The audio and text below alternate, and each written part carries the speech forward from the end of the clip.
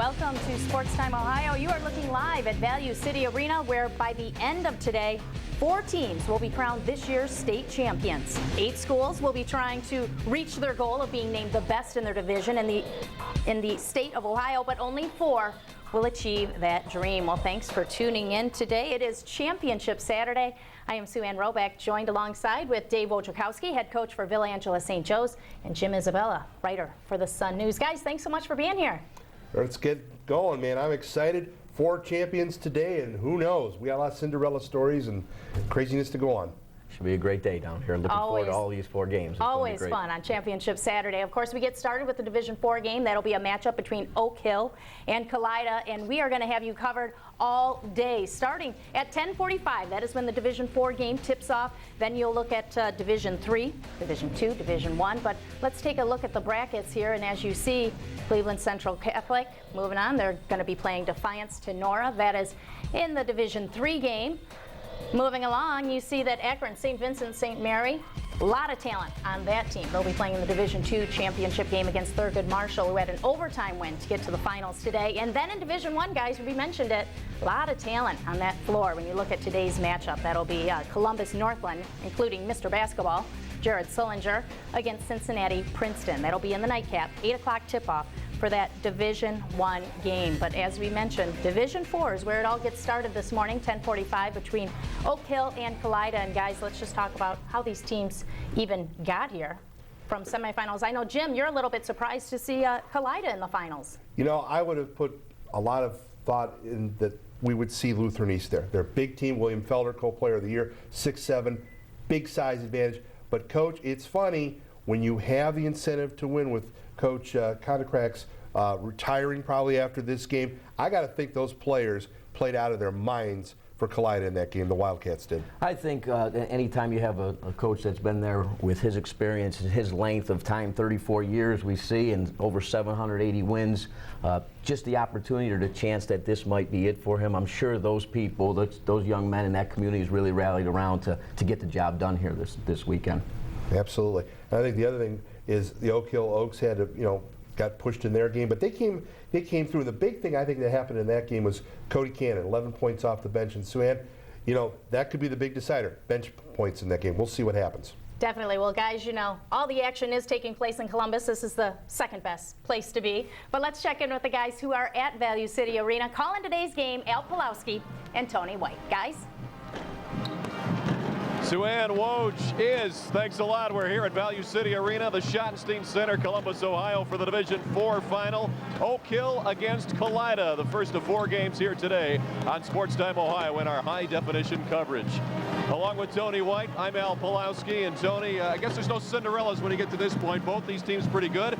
Pretty good matchup, too, I think we have in our first one. I'm expecting a tremendous championship game. These are 2 evenly matched teams. Both like to play good team offense. Both like to play good team defense. Expect competitive, fierce basketball. All right, let's take a look at both teams. First up, for Oak Hill, a team that's really done well here this year. It's their first state final appearance, Tony, and this is a team under Coach Person that really has things going in the right direction. Well, Coach Person came on, this program was down, but he has turned it around quickly. Oak Hill is now one of the best teams in the state. They finished 4th in the Associated Press voting, and of course, J.D. Hale was second team All-Ohio. Well, when we talk about the head coach, Coach Person, there he is, just his 3rd year at Oak Hill. But look at his record, Tony. Impressive overall and very impressive here with the Oaks. Tremendous, able to turn this team around and really instill team basketball. This team is firing on all pistons. Well, one of the players that's really the floor general for his team is Kyle Ondera, the guard. He can do it all. He's a tremendous point guard. He leads his team in assists with almost 7. But what this broken down old power forward loves is he leads his team in rebounds too, over 7 a game. That shows his toughness, and what a tremendous asset for an Oak Hill team to have a tough point guard. When he looks to dish, one of the players he's looking for is J.D. Hale, another player with an outstanding campaign for the Oaks. Well, J.D. Hale is the post stud for this Oak Hills team. Coach Person describes him as relentless. 4-year starter with tremendous experience. He's the guy who's going to get this offense going, starting in the post. Well, maybe Oak Hill a slight favorite today against Kalida, their opponent, and the Wildcats Wildcats, Tony, are a team that has come in you can't call it Cinderella, but a bit of a story about the underdog, and here they are today in the state championship. You know, you always want to be the underdog in the state championship game because you have a little bit of an edge, and I think Kalida has the edge in this game. They feel it. They're ready to play as the underdog. All right, let's take a look at some numbers on Kalida, and this is their first state final since 1988. Last time they won it was back in 81, but they come in hot, 17 straight wins after a bit of a rough start. And what a tremendous advantage. You win 17 straight, you think you can beat the Lakers on their home court. This team has confidence, and they will play with confidence. Well, they also have a great coach in Coach Kortokrax. He has the most wins of any coach in the state of Ohio, and there he is, 34 years at Kalida, 49 years overall as a head coach. Many would say he's the best coach in the state and the best the state has ever seen. Hard to argue with those numbers. He also has some players that were unrecognized like his team, but they play so well as a team. Justin Colley right there, a guard that 9.5, Tony, that's their leading scorer. But on a team without superstars, the point guard is the most important player, and Justin Colley is this point guard for the Kalida basketball team. Like every good point guard, he plays under control, plays with tempo. He's the field general for this Kalida team. And Kalida will basically go with their starters. They'll rotate two more in. Here's another player to keep an eye on, Scott Schnipke. 13 a game, and his three-point percentage pretty impressive. Well, he's the sniper for Kalida. He's the guy on this entire team who can fill it up from the three-point line, score in bunches. If Scott Schnipke can score the basketball consistently and often, this Kalida team is going to have some offensive presence. All right, it's Oak Hill against Kalida here on Sports Time Ohio. Tip-off's less than 15 minutes away as we get you set for Division IV State Championship basketball here from Columbus. Right now, let's go back to our studios in downtown Cleveland. Sue-Ann Roback, take it away. All right, thanks a lot, guys. Well, you know, you look at what they were just saying, and the one thing that stuck out to me looking at that, first time for both of these teams to be in a state championship game. Nerves, don't you think that has to play a part? Yeah, I do, and I would think also that with Coach Kortokrax on his last possible game, this means a lot more to those players. And Coach, I don't know, sometimes it works to your advantage, sometimes it doesn't, because you want to play for a guy. Sometimes you overextend yourself too, don't you? You definitely can do that, but I think once you get to this point and it's the final day that you could possibly play in the state of Ohio, and you know you're one of two teams left out of 200 to start at Division IV, what a great opportunity for both teams, both schools, both communities. I think they're going to both lay it on the line for each of their coaches today. I know that Tony also mentioned that Kalida, kind of the underdog in this whole matchup. Would you prefer to be the underdog? You've been in this situation before. Would you rather be the favorite who's expected to win? I would prefer just to be there. Love being here with you guys, but you know, like I said, underdog. If you're the favorite, you're still going to have to go out there and put the ball in the basket and play the game. So when you get to this level, both teams are pretty talented. I'm expecting a great game today. Yeah, but I think the other thing, Coach, that I worried about is psychologically is, and Sue-Ann, this is a big thing. We saw this last week. Is foolish fouls. You can play too hard in a game. Play within yourself. Keep your hands to yourself. Don't extend your hands, and the referee's going to whistle you, and you'll be in foul trouble. And with small teams, hey, neither of these teams is that deep that they could afford that kind of thing. All right, sounds good. Guys, we have much more to talk about. Let's get into the details of this game, but Value City Arena is where it all takes place. We're getting closer to tipping off the Division IV game between Oak Hill and Kalida. 10:45, they will be tipping it off. You'll want to stay with us right here at STO. We're going to have you covered. More after the break. Columbus, Ohio, and Value City Arena. That's where all the action takes place today. State championships will be played starting with the Division IV game between Oak Hill and Kalida. Tip-off is just minutes away. Should be great. Well, thanks for keeping with us here. We're getting ready for that big game in Division IV. I'm joined alongside Dave Wojciechowski and Jim Isabella. And guys, a big game. The excitement is building. And I want to know, Jim, from you, what do you think will be the keys to this game? I'm going to sound like the old geezer of the group today, ladies and gentlemen. Points in the paint. Points in the paint. You know, if you look back at Kalida beating Lutheran East, they had a bigger team, Sue-Ann, but here's what happened. They went inside. Coach said, we're going inside. Even when we get shots blocked, we're going inside, and they did. They got 23 points in the paint, and, of course, 10 points off of turnovers. The thing that I look for in this game is who's going to control the inside game. But, of course, Coach Wojciechowski, the king of the three-pointers over here, he's the guy who's going to tell you a little differently, but I'm going old-fashioned. I say key is go inside. I think you want a little bit differently, don't you? I think there needs to be a fine balance between your interior and post, your post play and your perimeter play. So when the teams have a fine balance between the two, and you're getting points in the paint and mixing it up and being tough inside, but you're also doing a job on the perimeter and knocking down threes. When you do that, that opens up the interior. So I think you need to have a fine balance. So you mean like Schnipke for the other day for Kalida, he was 5 of 7 from the three-point area. That makes a big difference. That does open it up. But I think the thing that you're saying is control. Don't take bad shots. Like right there, good shots to pull up. It's right within your range. Stay in your game plan, isn't it? Sure is. You could see here just the penetration and pitch. I think a big key is going to be point guard play today. Both point guards are very solid with the ball, but getting inside into the interior and pitching to the exterior is the way to go this time of year. Well, J.D. Hale, 6'5" guy inside, 17 points a game for the Oaks. He's a guy I think becomes the key, and if I'm Kalida, I'm thinking about it. But remember, Kalida is a versatile defense. They'll go zone, sometimes they'll go man. Generally, he likes man, but he'll junk it up if he has to. You love those junk defenses, don't you? Just to 1-3-1, for example, messes with the point guard, doesn't it? I think you have to vary things up. It's a great opportunity when you're able to put different defenses out there, try and confuse your opponent a little bit, and mix and match a little bit. And that's why I think point guard play is going to be key today. Recognizing what Kalida's in, recognizing what Oak Hill is in, being able to see what they're doing and attack each respective defense. Aside from that point guard play, is there anything else in particular that you will be looking for that you think could really be a turning point in this game, or really the point that could favor one team from the other? I want to be interested in the start of the game. Okay. I think with the magnitude of what they're doing, playing in the state championship, Oak Hill was here last week with their girls, but this is their boys' first appearance. Yeah. Kalida, it's been a while since they've been here. I'm looking for how the start of the game goes, where the nerves are at, and how that breaks down. And then once they get into the flow and the feel of how they're doing things, I think we'll be in good shape. Jim, you've covered so many teams. I'm sure so many of these games. I'm sure you've seen a lot of crazy things at the start of these games. The problem is you got to play 2 back-to-back games well.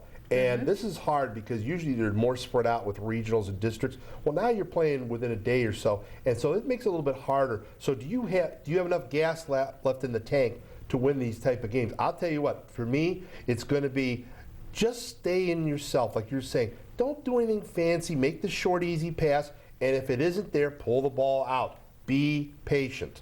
You know, like kids are in all our classrooms, right? They're always so patient. They want instant gratification. You can't do it on a basketball court. You got to be patient. What I was curious about is how you had mentioned, Jim, now the pressure. Is it building? Is it to the point where this is the most pressure that these guys have to deal with, or is it actually, you know, the final game? They know what they're doing at this point. Well, I think, as Jim said, the turnaround time between playing Thursday and then coming back today, I think is tremendous. You're basically going to go to the dance with the date you brought. Coach Moran once said that. And what great advice I've tried to take, that you don't switch up too much this time of year. You get there, you prepare on Friday, you recognize your opponent, and you put a game plan in that's comfortable with what you've done all year, and you stick with that. And the other thing, Sue Ann, is you're playing at an early time. This is a strange time to be playing basketball. Most teams don't play afternoon games. Boys aren't used to doing this. So they had to get up early. A lot of these kids haven't seen this kind of time in the morning. So now all of a sudden they've got to come out and they've got to be in their routine. So I'm sure that the coaches screamed at them to get to bed last night. No sports center, no NCAA. Go to bed. Get to bed. Get some sleep. Get ready to go. Stay up for those late games. And Coach, just quickly, if you're the coach and you've had to give this speech before, what do you say to the guys as they get out onto the field minutes away from the state championship game? This is it, fellas. This is what we've worked hard in the summer for. This is what we worked the preseason for. It's all down to this right now. Let's go out there as a team, as a family, play together, stick together, have each other's back, and let's get it done. Let's do it. Keep it loose and play the game that you've played all season long to get you to the state championship. That's what Oak Hill and Kalida will be trying to do as they get ready for the Division IV state championship game at Value City Arena. 10:45 is the tip-off. We will see you back here at halftime, but in just moments, Al Pulowski, Tony White calling the game for us on STO. It is Championship Saturday. The Division IV state championship pits two of the most well-known and respected coaches in Division IV. The Oak Hill Oaks are led by head coach Norm Person, who in just 3 years has turned a deflated basketball program into one that's on the verge of greatness. On the other side, the Kalida Wildcats are led by the winningest coach in Ohio history. Dick Quartercracks has 788 wins in his 49 years of coaching, and today's game will likely be his last. Can the Wildcats win one for the Gipper, or will the Oaks break through and win their first state title? It's the Division IV state final, live and in HD, only on Sports Time Ohio. Oak Hill against Kalida here at Value City Arena, the first of 4 state championship games here today on Sports Time Ohio, all in high definition. We appreciate you joining us for what's going to be a fun day of high school basketball here on STO. And today's OHSAA Division IV state final is brought to you by Farmers Insurance. Farmers get you back where you belong.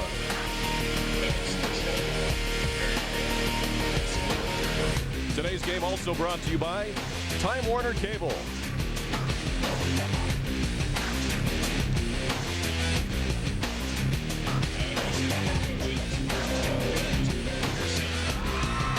And along with Tony White, I'm Al Pulowski. Andre Knott, our sideline reporter today, as we get you set for Oak Hill against Kalida. And let's check in first with Oak Hill and their coach, Norm Person. And Tony, as we talked about just about 10-15 minutes ago, Norm Person really has this program turned around. He does, and look at that defense. 42.2 points allowed. That's a tremendous spread between the offense they score and the defense they allow. And the Kalida team with Coach Quartercracks. There's his record. And Coach Quartercracks, what a special time. In his 49th year overall as a head coach, he's got his team in the state final game. 49 years. You think there's something that's happened that he hasn't seen on the court before in 49 years? I think there's no surprises now. I highly doubt that. Let's go to our third member of our broadcast crew, our State Farmers Insurance sideline reporter. Here's Andre Knott. You guys want to talk about wins? It's 1,358 wins between these two coaches in this state final. We've never had a game with that many wins between two coaches. For the team from Kalida, they rode the hot hand of Scott Schnipke in the semifinal. He made 5 3-pointers in the first half to help the Wildcats get past Lutheran East with a 17-2 run. Schnipke scored just 4 points in the regional as there was a zone played against him, and Jordan Basinger went off. So basically what it comes down to for Kalida, they're going to look and see if Oak Hills runs a zone or man. If it's a zone, they're going to look for Schnipke to hit the 3-pointers again. If it's a man-to-man defense, look for them to go down low to Basinger. On the Oak Hills side, they're the team that prepared for this moment over a year ago. They prepared for this by putting teams on their schedule that were bigger teams from North Canton, Hoover, from Marlington, but they also played at the University of Ohio 4 times to get used to the bright lights and the big-time atmosphere that they will encounter today as they try to win a state championship. Andre, good stuff as Oak Hill. There they are getting set for the starting lineups. There is Kalida's bench. It's the Wildcats against the and let's take a look at the Oak Hill State. Actually, we'll wait a second on that. Tony, when you get to this point in the season, you're playing in the state championship game. You've been through a lot as a team. You've got teams both sides with seniors. Tight lineups here. You got 6 on one side, 7 on the other as far as the rotations go. What's the feeling like right now, moments before this game? Well, both teams are nervous because both teams know this is it. There is no possible another game. This is the last time they're going to dress for their schools, and that emotionally, you get a little tight when you walk out on the court for this type of a basketball game. And these teams are, they're dealing with those emotions right now. You talk about how important coaching is, and of course we've highlighted that thus far, but when you have these two coaches, Coach Person for Oak Hill and Coach Quartercracks for Kalida, you've got 2 guys that have really seen a lot, and Coach for Oak Hill, Coach Person said in the postgame the other day after the state semifinal game, he said, I think we're going to have 2 of the oldest coaches on the floor here today for this one, but there's something to be said for that experience. Oh, absolutely. You talk about Coach Person. He knows how to get his team ready to win basketball games. He's shown that over the last 4 years. And Coach Quartercracks, he's been doing it since most of the people in this gym were alive. He has been basketball in the state of Ohio. These coaches know what it takes to win games. They know how to prepare their teams. The question is, which one of these teams is going to absorb that coaching the most? All right, let's take a look at Oak Hill now. They're from Jackson County. Their enrollment is 133 boys. Superintendent's Doug Hale, the principal Tim McCoy, and of course the coach and athletic director is Norm Person. Oak Hill from Southern Ohio. And Oak Hill, how did they get here? Well, in the district final, talk about a low-scoring game, Tony. 32-22, they beat Waterford. Then Racine Southern had a fairly easy time with them. Newark Catholic gave them a challenge, and then they defeated Ada in the state semifinal. But those last couple of games, Oak Hill was challenged. Yeah, Newark Catholic, a good basketball team, able to beat Ada. That was a challenging game for them. So Oak Hill appearing here in the state final game against Kalida. They come from Putnam County in the northwest corner of Ohio. 77 boys only. Superintendent Don Horstman, the principal is Chris Follard, and the athletic director Jim McBride. And to only have 77 boys, this is a little bit like a Hoosier story. Yeah, I mean, like every boy on the team is like, 1/10 of the entire roster in the school. And that's amazing. 77 kids, and to bring your team to the state championship, it shows you what we're talking about in terms of coaching. And they are well represented here today with their fans. Here's their path in the district final. They were challenged a bit. Plymouth they had not much trouble with in the regional semis. The regional final against Toledo Christian, that was a battle, and they topped Lutheran East in the state semifinal. Some thought that was an upset. And right now, let's listen in to the starting lineups for today's game for both sides, Kalida and Oak Hill. 6'4", sophomore, number 10, Jesse Sloan.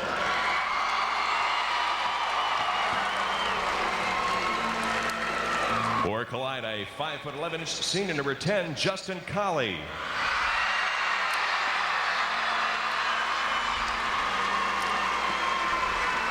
For the Oaks, a 6'1" junior, number 11, Kyle Ondera.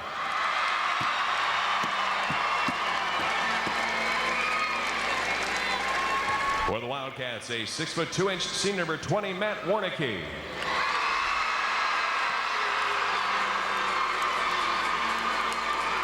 For the Black and White, a 6' sophomore, number 13, Weston Hale.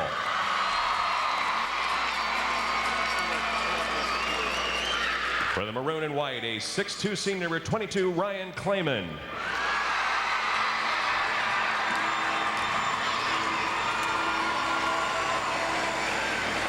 For Oak Hill, a 6'4" sophomore, number 21, Ryan Borden.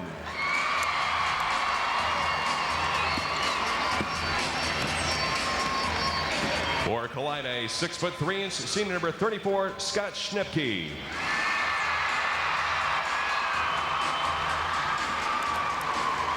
For the Oaks, a 6'5" senior, number 44, J.D. Hale. And for the Wildcats, a 6'3" junior, number 54, Jordan Basinger.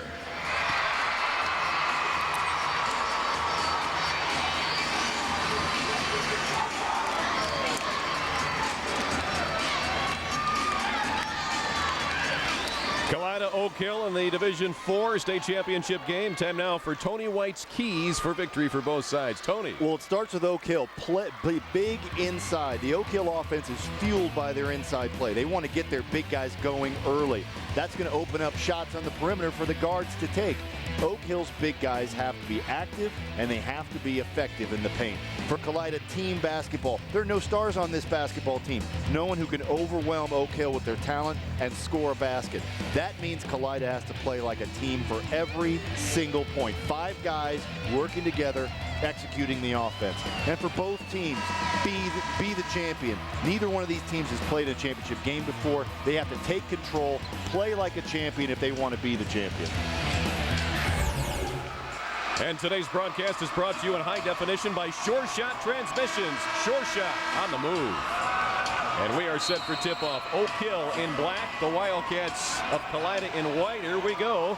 The ball is jumped center and finally controlled by Kalida. Jordan Basinger will get it to his point guard, Justin Colley. He'll bring it ahead against the man-to-man. As the Wildcats get into the offense, actually they're going to come out in zone. Oak Hill in zone, Tony, to begin this one. Yeah, looks a little bit like a 1-3-1. Oak Hill trying to extend a little bit on the perimeter and create a little disruption. This is Shimke. Now Colley. The Wildcats look over the perimeter.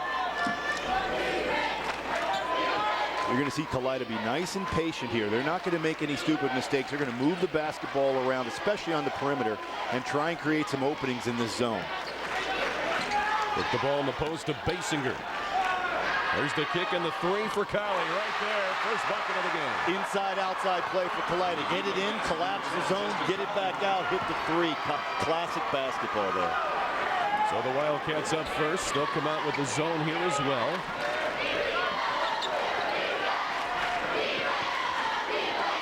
down the middle. This is big J.D. Hale. Went up with it. It's out of bounds. The ball will belong to the Wildcats. Good hands by Kalida, able to get J.D. Hale a little bit disrupted down low, but you see what Oak Hill wants to do to start. They want to get the ball down low to J.D. Hale. Let him touch it often early in this basketball game, so they're going on the offensive end. This is Warnicki for the Wildcats. Colley. Against this Oak Hill zone. It's Clayman in the corner. Free ball from Schnipke.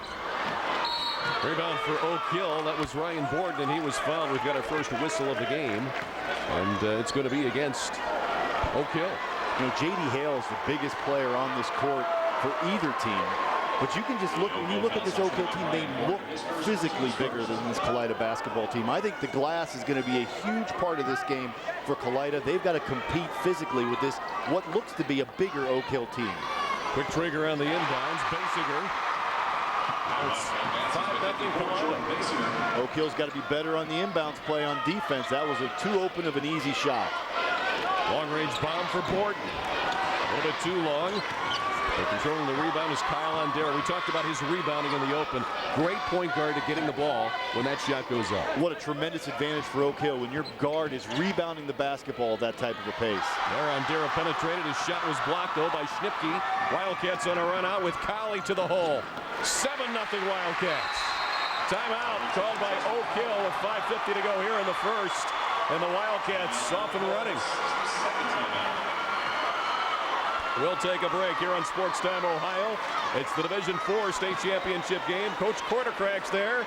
Pretty happy with his Kalida Wildcats. They're out to a 7-0 lead as they go 3 for 4 from the field in the first couple of minutes. Back with more state championship action from Columbus after this.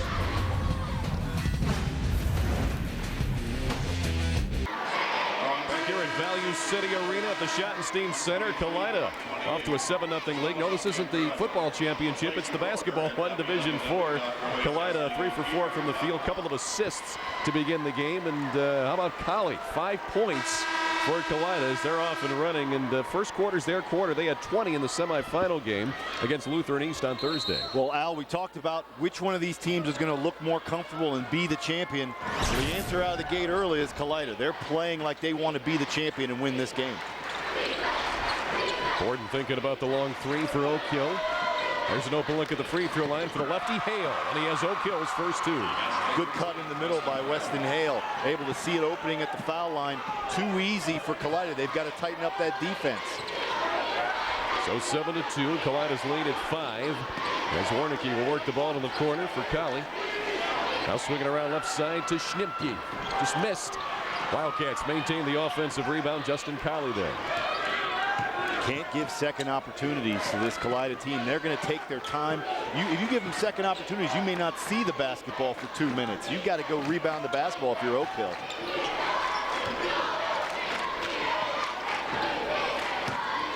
Warnicki. And Schnipke. Now Colley. Schnipke on the baseline. Penetration and the pull-up. A little long on the jumper. And the rebound by Borden. They'll get it up ahead to Ondera. Here comes Oak Hill. Good patience by Kalida. Bad shot by Schnipke. Ondera looking down low for Hale. Broken up. Wildcats come ahead. And Colley just fell down. Lost the ball out of bounds. Oak Hill ball on the turnover. Boy, Oak Hill just looks out of sorts. They just do not seem comfortable in this basketball game.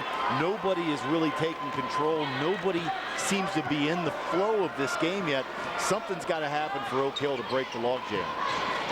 4 possessions, 2 turnovers now for Oak Hill. Let's see what they do with it here. 50% is not a good ratio. Not on that stat. Shooting would be fine. There's good penetration by Sloan. He was blocked down low and a foul called on the Wildcats. And we'll get the number on that for you. You know, Kalida, their team on defense, very active hands. You don't see a lot of size out there blocking shots. But watch this drive baseline. See the hands? Getting a hand on that basketball. That's Matt Warnicki. Excellent hands and able to stop the shot. Gordon Basinger with the foul is first. Now another foul in the paint. Once again on the Wildcats. Or no, this is on Oak Hill. No, it is on the Wildcats. All right, Ondera's going to go to the free throw line. Kyle Ondera will attempt his first free throws. You know, for fouls on Clayman, his first, team second. For Oak Hill, you know, they're a team that I think they have a little bit of an athletic advantage over Kalida when you talk one-on-one situations. When you're going against a Kalida team, if you're an Oak Hill player, you can beat your man, get to the rims, get some shooting opportunities at the free throw line. Like this opportunity, you could score points against Kalida one-on-one. And Ondera has his first point. He's a 44% free throw shooter on the year. Make it 7-3 now in favor of the Wildcats. Settle down for a patient offensive display here. Look the ball in the post. Basinger. In traffic, stolen by Borden. Oak Hill trying to run, but the Wildcats back, and the Oaks now slow it down. Now we've got a whistle and a foul on Ondera after he passed the ball. He picks up his first personal foul, and that'll be the second team foul on the Oaks. Not a good foul over there. That is not the way you want to play. I mean, if you're Ryan Borden, you cannot have that foul on the sidelines. Pushing away, get a little of his emotions getting out of control of him. You've got to settle down. You've got to play this game like you want to win it. And right now, Oak Hill's just out of sorts. Cowie out top to swing the ball around now to Warnicki. Schnipke. Basinger. Skip pass to Schnipke. Well, the Wildcats being patient, Tony. And you can expect that. Kalida's not going to take any shot that they don't think is a good shot. At least that's what Coach Quartercracks wants them to do. Move the basketball around. Hey, we're in no hurry. Move it around. Let's wait. Let's see what we got. Let's call another play.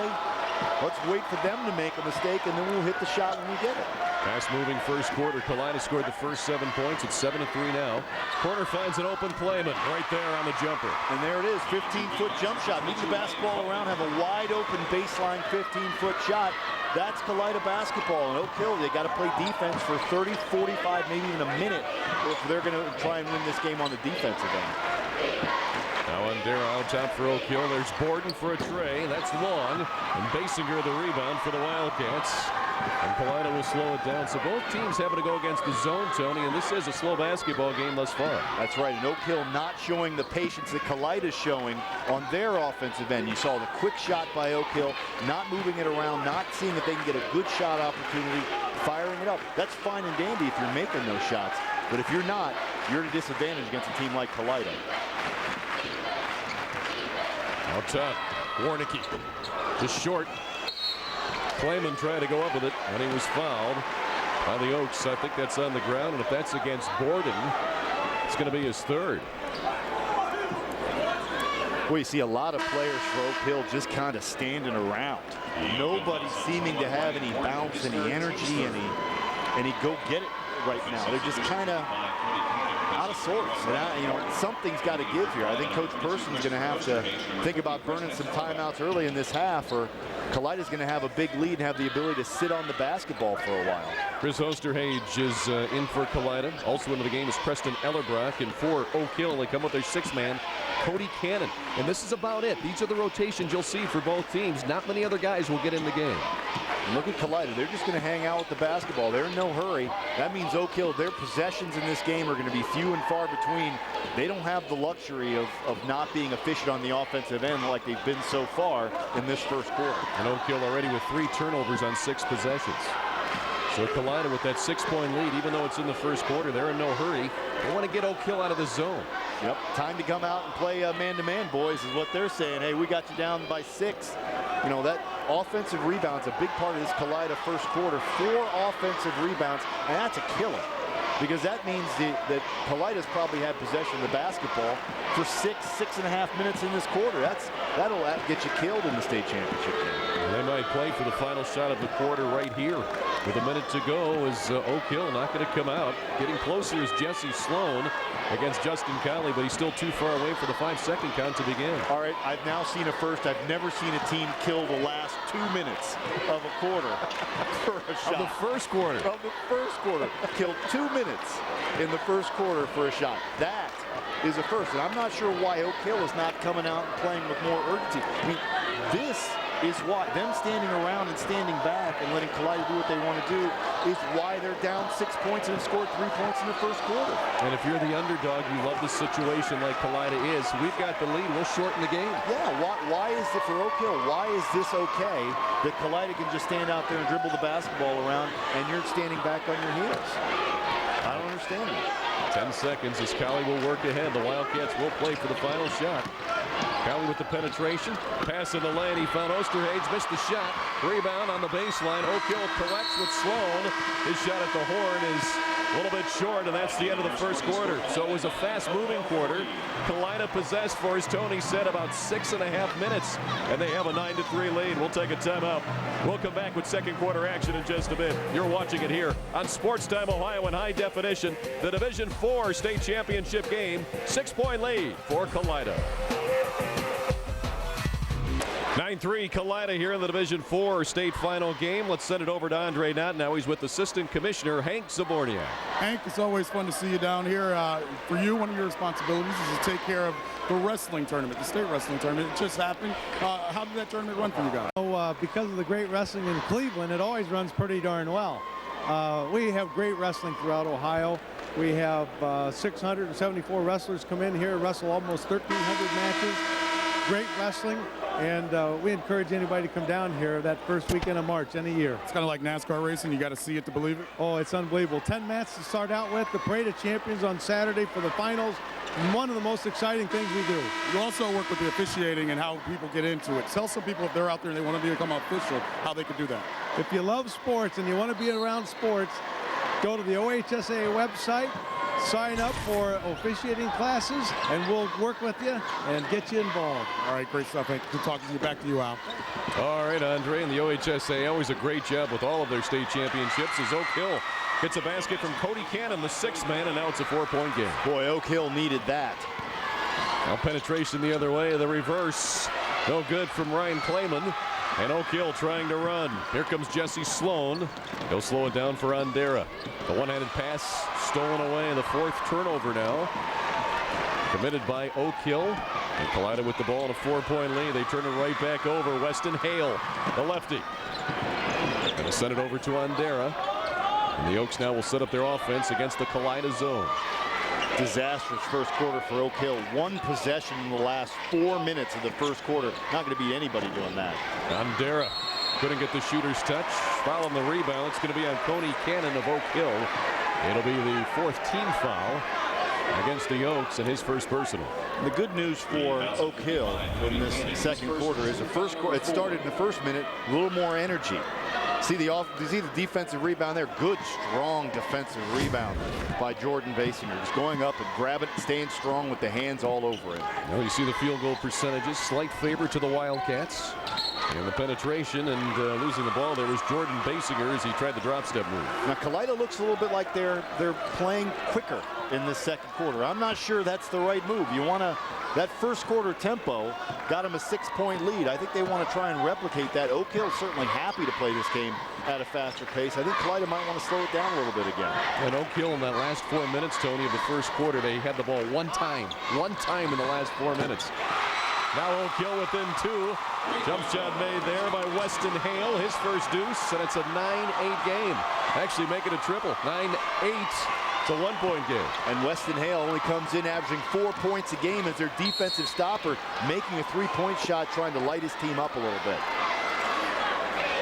Foul there is going to be on Jesse Sloan of Oak Hill.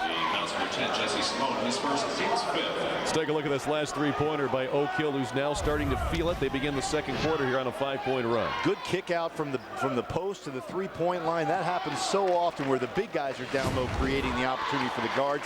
That time Weston Hale stepped up and made the shot. I'll tell you, his team needed that. So it was 9-3 after 1 quarter, now 9-8. As the Wildcats go back to patiently working the ball around the perimeter against this Oak Hill zone. Collie will skip it to Schnipke, and he stepped on the sideline.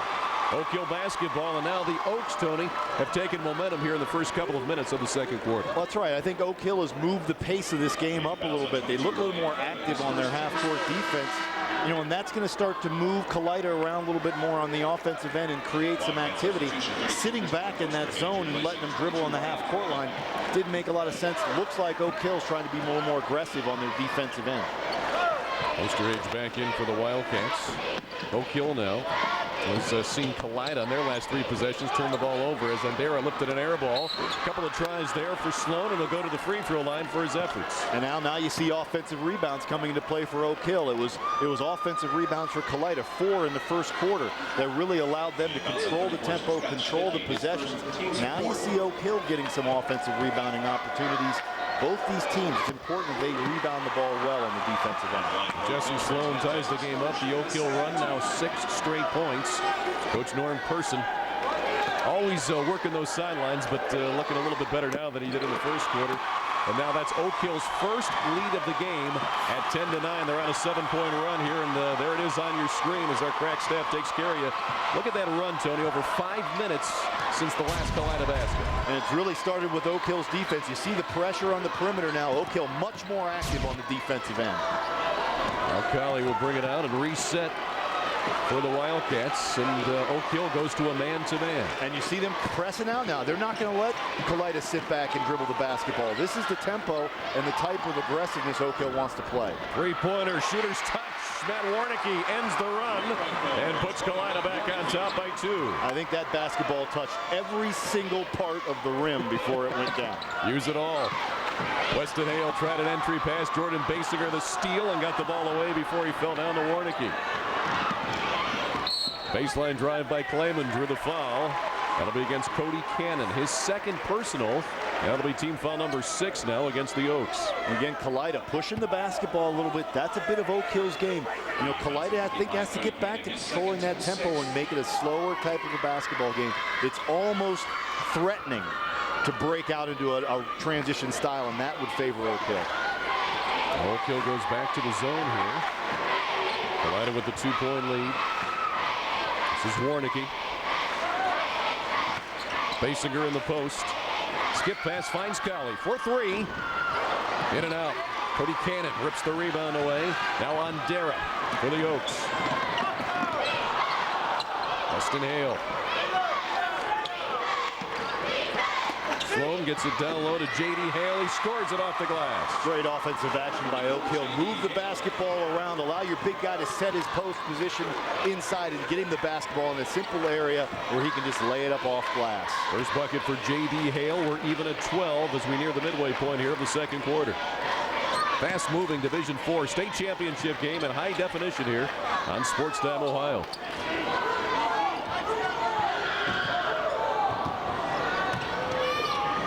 Three-pointer, Warnicki. Good rebound there by Kalida to keep it alive, and this is Colley. So Kalida crushing those offensive boards. And with Oak Hill in this zone, they're going to be able to sit back and take another 2 minutes off the clock, be patient on the perimeter. Got to wonder whether Oak Hill's going to come out of that zone again and play some man-to-man. Three ball from the corner is drilled by Warnicki.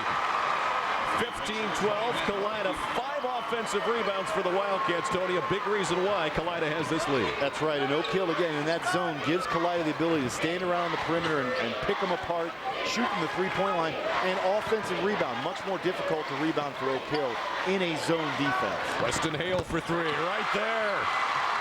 6 for Hale. He leads Oak Hill now in the scoring department, and we're even at 15. Weston Hale saying defensive stopper. I don't think so. I don't like that tag. How about three-point shooter? We told you we thought we'd have a good one for the Division IV state title. We haven't lied. 15 all. 3:09 to go in the first half. Oak Hill, Kalida duking it out for the state championship. We'll be back after this.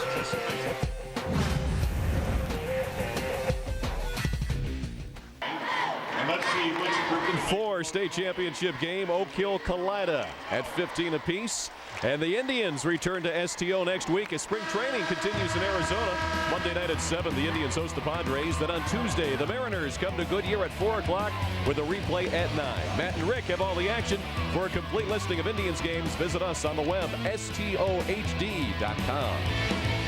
Well, the score's been tied 3 times. We've had 1 lead change. That's the only lead Oak Hill had at 12-10. And the 3 ties and the 1 lead change has all happened here in the second quarter. Kalida dominated the first quarter. 9-3 was our score after the first 8 minutes. But now Oak Hill having a good second quarter here. Al took Oak Hill the entire first quarter to score 3 points. They've scored 12 points in the first 6 minutes of this second quarter. Shows Oak Hill much more efficient from the offensive end. Basinger wants it in the post here. Going to go to work against J.D. Hale. Now with the kick out to Clayman. And a reset to Colley back at mid-floor. Oak Hill in the man-to-man. I think this is their most effective defense. They get out in the passing lanes. They force Kalida to do something more than just stand around on the perimeter. Basinger against the double, drew the foul against J.D. Hale. And J.D. Hale picks up his first personal foul. J.D. Hale bailed out Basinger there. He was double teamed down low on the post. Really had nowhere to go. Watch Basinger take the ball in here. He's got 2 guys on him. No reason to foul him in that point because it's going to take a very difficult shot to make there. Instead of fouling him, you got to give him that opportunity to shoot that and go get the rebound. 7th foul against Hale as Basinger misses the first free throw, but he's got 1 more coming. 52% from the line on the year, and the percentage holds true as he splits the pair. Actually, I beg your pardon, he made them both. 17-15 Kalida. Well, I was watching. I need some glasses, Tom. 2-point lead for the Wildcats. Now Kalida playing man-to-man. Both teams decided let's switch it up and see what we can do on the defensive end, and it leads to a turnover for Kalida. Great steal and save by Colley. I'll get the ball ahead into the front court. Schnipke. Slow it down as Oak Hill goes back to the zone, trailing by 2. Basinger out on the wing for the drive. Colley.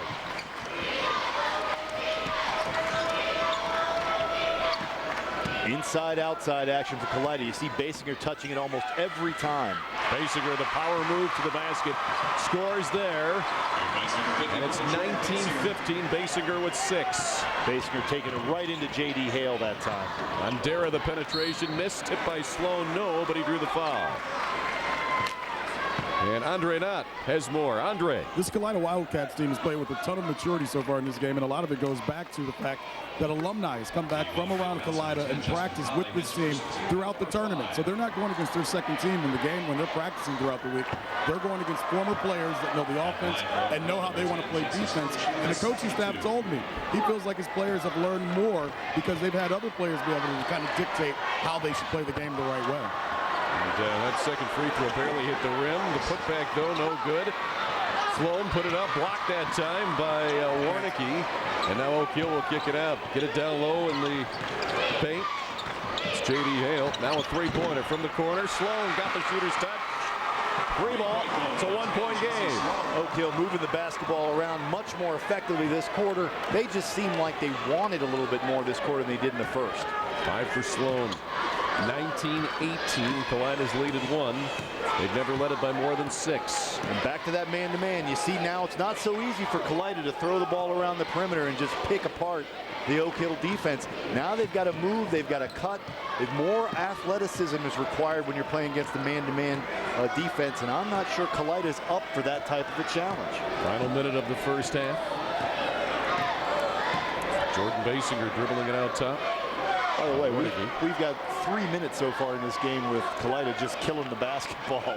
That's impressive. And I know Coach Quartercracks feels a lower scoring game is going to benefit his side. And he's right.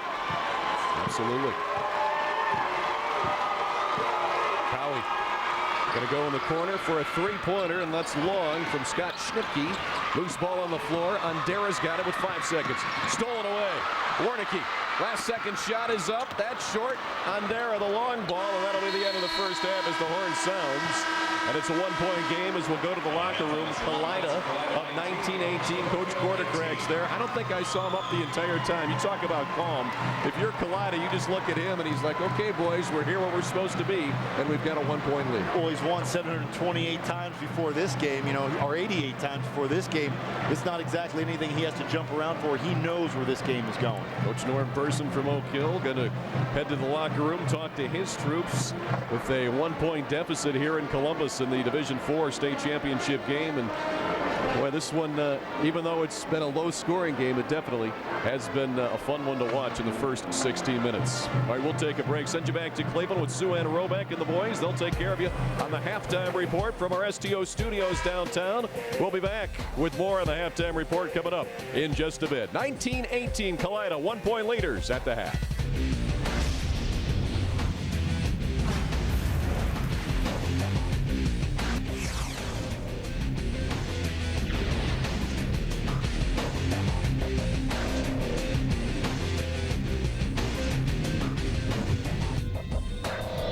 It is halftime of the Division IV state championship game, and it is Matt Warnicki who has led his team to a one-point lead right now, 19-18 at the half. We want to welcome you all to the Farmers Insurance halftime report. Pleased to have you looking in for halftime. Pleased to have Dave Wojciechowski, Jim Isabella with us as well. And guys, just give us your quick thoughts after watching the first half, because Coach, I know you mentioned in the pregame you wanted to see the start, and that was really big here. I think very shaky on Oak Hill's behalf early on. I think you combine the bright lights of the big stage and the big arena, plus the 10:45 game. Got off to a slow start, but really weathered the storm pretty nicely. Got a timeout there and came back, and they made a ball game of it here. It's kind of like our analysts here. I like to walk it up slow. He likes to go fast. I'm playing the role of Kalida. He's Oak Hill. The way it's going. It was a tale of two halves almost. I mean, it was kind of slow paced. I think both teams were feeling each other out, trying to get a feel of what each were doing. I thought point guard play was key, recognizing what each team was in and being able to attack a little bit. Well, here's exactly what we were talking about. Let's take a look at the halftime highlights, what we've seen so far in the first and second quarter. Starting with Kalida, we did mention that they got off to a quick start. That is Justin Kale. First play of the game, and he knocks down the three-point shot. Kalida actually opened the game with a 7-0 run. Steal, nice layup there by Kale as well. But Oak Hill, as we mentioned, did come back. A nice little jumper there by Western Kale. And then you look at Kalida, up 9-3 at that point. But Oak Hill did weather the storm, as Coach Wojciechowski mentioned. That is Cody Cannon getting the offensive rebound and laying it up. And then from beyond the arc, another three ball for Oak Hill. And what do you know? This is a game. Matt Warnicki, couple of triples for Kalida. As we mentioned, they have a 19-18 lead over Oak Hill at the half. Pretty interesting stuff here in the first half. And guys, I'm just curious what you're looking to see here now in the second half. Battle of wills. Total battle of wills right now, folks, because Kalida wants to go slower, but they want to control the inside. And I think the other thing is, I think Kalida looks much more comfortable on the three-point shots, don't you, Coach? They seem to be more patient. They walked it up that first quarter, and it's forcing Oak Hill out of the zone into the man. I think they made Oak Hill play their game, so to speak. Taking advantage of what's given them, not forcing the issue on the offensive end of the floor. You've seen multiple possessions where they made multiple passes, took some time off the clock, and actually get that dribble penetration and pitch, and they're splashing some jumpers out there. And Tony Cannon coming off the bench for the Oaks, as he did the previous game where he had 11 points, he becomes a key player. They need him to get some offense. They really do, Sue Ann. All right, battle of wills. That's what it's going to come down to here in the second half. Oak Hill and Kalida going at it for the Division IV state title. It'll all take place at Value City Arena, just minutes away. We're going to get you back to the arena to get all the highlights of the second half. Stay with us.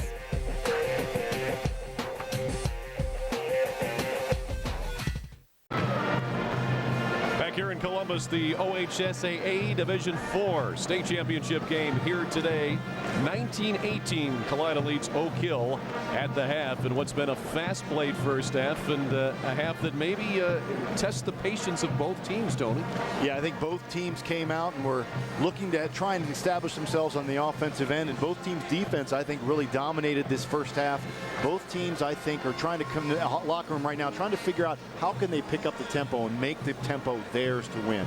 Well, play against the zone for the most part for both sides in the first half. Outside shooting is a key point, especially three-pointers. Both clubs have made three. Oak Hill 3 for 7 behind the arc. Kalida 3 for 9. And you notice penetration either with the pass to the big guys down low or with the dribble has caused these three-point opportunities. And both these teams have made more. The majority of their points from the field have come from the three-point line off this type of penetration. That's going to be an important part of the second half. Which team can control that three-point line and make the jumpers when those opportunities present itself, because when a low-scoring game, that's what you've got to do, make those three-pointers. Let's check the stats for you. We told you about the three-pointers. There's the overall field goal percentages. Take a look at the second quarter field goals. Kalida dominated the first quarter, but Oak Hill got back into it a little bit in the second. And check out the rebounding stats. 15-8 in favor of Oak Hill. Oak Hill in that second quarter out-rebounded Kalida 11-2. That gives them a tremendous advantage. I think that's why you saw them close the lead in this second quarter instead of the first quarter when they were down 6. Tony, we talked about Oak Hill's defense, how their man-to-man seemed to be their best defense to go against Kalida. Do you expect more of that in the second half? I do. I expect Oak Hill to come out, be a little more aggressive. They're more of a transition team than Kalida is. I think they want to press the pace on the defensive end, not let Kalida pass the ball around the perimeter. Let's see if Oak Hill can dictate tempo with that man-to-man. And for Kalida, what's going to be their key? Patience. Kalida's patience has got them in the lead in the first half. It let them dominate the first quarter. Kalida wants to move the ball around, get the right shot, but it requires patience with a capital P. All right, so if you'd like to see this game again or any of our state championship games, you can do so. We've got you covered if you'd like to watch it again. Look for it in other high school state championship games only on Time Warner Cable Local on Demand. You can pause, fast forward, rewind, and even do instant replays. Local on Demand is free with Time Warner Digital Cable, and that is one of those things that I have, Tony, and it really is cool to take a look at all these things again and kind of be on your own schedule when you watch it. Isn't that nice? It sure is. And you get to see Tony in his very dapper blue shirt here today, as always. I mean, whenever I see you, boy, your shirts are crisp, if nothing else. I'm just trying to live up to you. Now we're less than a minute away from second half action here in the Division IV state championship game as you take a look at the Kalida bench. And now Oak Hill, Norm Person always got that towel on the shoulder at the ready, boy. If some sweat comes dripping off, he can wipe it right up. I think he might be used to crack some of those kids every now and then too, like you used to at the pool when you get them a little wet and crack them. You got to get them motivated, but you know, in the second quarter he got them motivated. Whatever he told them got them motivated. 15 points in the second quarter for Oak Hill versus 3 points in the first quarter and a +9 rebounding margin. That's a dramatic difference from their first quarter performance to their second quarter performance for Oak Hill. Yeah, and their field goal percentage went from 20% in the first quarter to about 45% in the second. So Kalida will start the second half with the ball. It's Colley, Warnicki, Clayman, Schnipke, and Basinger. And for Oak Hill, Sloan, Andera, Weston Hale, Ryan Borden, J.D. Hale. Oak Hill comes out in the zone. And the Wildcats working that ball around the perimeter, looking for Basinger down low. He's not available at the moment. Now they get it to him.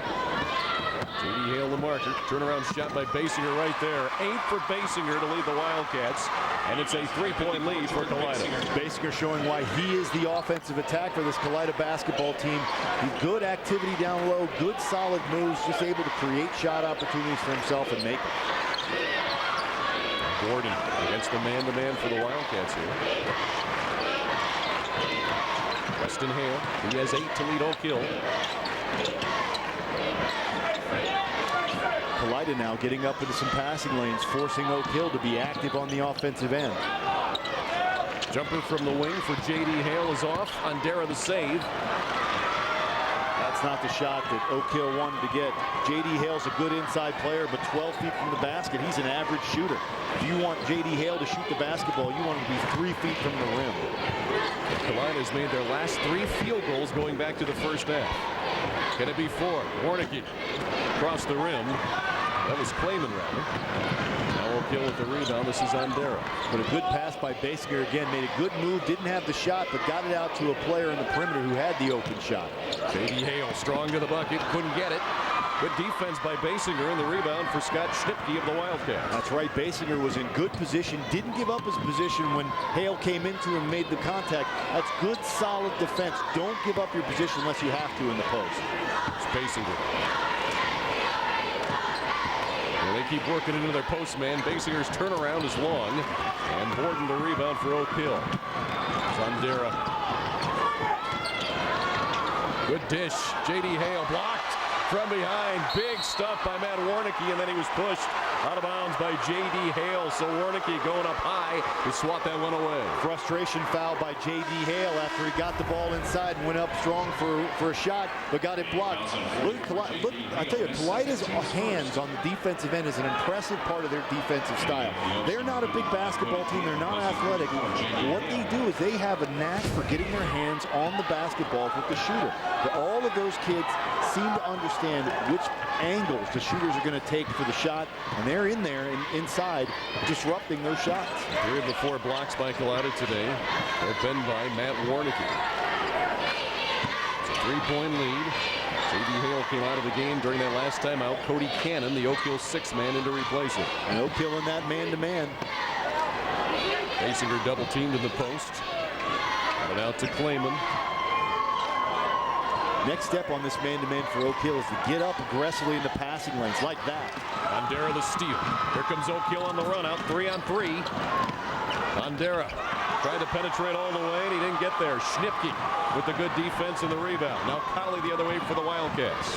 Another block shot for Kalida. Again, showing their basketball IQ. They understand. You don't have to be the tallest jumper in the world to block shots. You just got to understand when the shot is going to go up. Using the Basinger pick out top. Now Basinger from the top of the key right there on a 3-pointer. Basinger says, if you give me this shot, I'll take it. First player in double figures today. He leads everyone with 11. And now Kalida matches their largest lead of 6. Basinger putting on an offensive display right here for this Kalida basketball team. Cody Cannon in a crowd and drew the foul to reach in there on Justin Colley. That'll be his second. Haven't seen a whole lot of fouls today, and that's the first foul of the second half against Kalida, and the Oaks only have 1 as well. Well, that's not a surprise. Both these teams are very well coached, and well-coached teams don't create a lot of fouls. Second personal on Colley. 3-pointer by Borden, no good. Whistle foul rebound against Oak Hill. I think they've got Kyle Andera trying to knife in for the rebound. That was a little bit of a quick shot there by Oak Hill. It's hard to take those quick shots and not make them, because you know Kalida's going to come down and use the patience on the offensive end, and you're not going to see the basketball for a little bit if you keep quick shotting like that. Well, Kyle Andera, his first personal foul, the second against the Oaks here in the second half. Now the Wildcats with a 6-point lead in the ball, and yep, you knew this was coming. They're going to make Oak Hill come out. Here we go. Raymond to Colley. This is what happens in Oak Hill. When you shoot a quick shot, you can expect to be on defense for a while.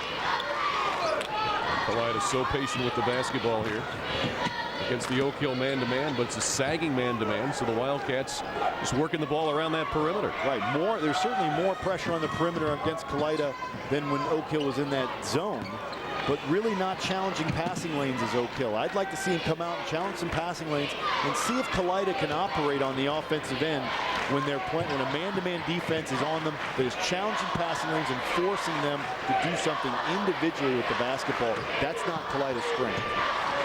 Basinger, the big man with the 11 today. The senior Justin Colley on the penetration, lost the ball, got it back. Now the Wildcats can reset. Again, that's an example. When Colley was pressured a little bit in a man-to-man, when people were on him and forcing him to do something with it, he lost control of it. I think Kalida is vulnerable to that type of a defense. Colley in the corner against Andera.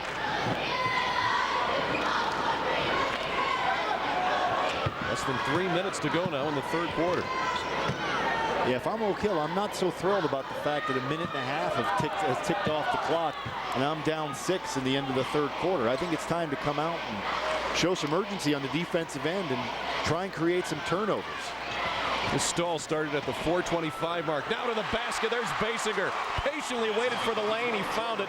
13 for Basinger. 26-18 Kalida. Timeout Oak Hill. Well, Coach Norm Person saying if we're going to play defense like that for that long, you can't give them a layup to the hole. So we'll take a break. 2 minutes, 34 seconds remain in the third quarter. Warnicki with 3 block shots today. Basinger, a long-range triple. And Kalida by 8 in the Division IV state final. Kalida with their largest lead right now in the Division IV final at 8, 26-18, and just over 2.5 minutes left here in the third quarter. Hey, baseball season is almost here. Indians single game tickets are now available. Purchase tickets for any of the Indians home games and take advantage of the new spring Super Saver pricing. And purchase field box seats behind the dugout for as low as $25. The Indians have you taken care of in this economy. Visit Indians.com/value pricing for more details. Oak Hill basketball is you're going to look at the Kalida fans. They're happy right now. Their team leading by 8. Russ Jenish directing, Mike Atkinson producing, Tom Boshenik on stats along with Tony White and Andre Knott. I'm Al Pulaski. Thanks for joining us here in Columbus for Sports Time Ohio's coverage at the Division IV state championship game. Gordon open look at a 3. Got it. That was a huge basket for Oak Hill. Kalida had come out 7 straight points in this quarter, and Oak Hill was really struggling from the offensive end. They needed something to change this basketball, the feel of this game around, and maybe that 3 will be enough. So Gordon drains the 3-pointer to make it 26-21. Now the Wildcats again against the man-to-man. They'll look for Basinger in the post, who has 13 points today, 5 for 7 from the field. Basinger has it out on the wing. Basinger scored the last 11 points for this Kalida basketball team. He has put them on his shoulders in the third quarter and said, guys, I'll take the rig. Well, he's done it, the 6'3 junior. And once again, the Wildcats, don't be surprised if this is going to be a play for a final shot here in the quarter, the way things have gone today. We've seen Kalida stall out the ball for 2 minutes and for 1 minute 20 seconds in each of the last 2 quarters. I would not be shocked if they try and do it again. Now this possession started at the 2:10 marks. They've already had it for 1 minute 10. Now the drive and the kick out by Clayman in the corner to Warnicki, and he'll just reset it out to Justin Colley. Wildcats with a 5-point lead in no hurry. Here's Schnipke. Basinger. At some point in this game, Oak Hill's going to have to make Kalida be in a hurry, because time is ticking off here. You're Oak Hill, you're down by 5, you don't have the basketball. You're not going to have an opportunity to score in this half again, or this quarter again. So your possessions, you may get 3 or 4 possessions if you're Oak Hill in the fourth quarter. Now, Oak Hill has got to figure out how to get those possessions up to 6 or 7. Colley almost lost the ball, and now he did. Stepped out of bounds, so that'll give it to Oak Hill.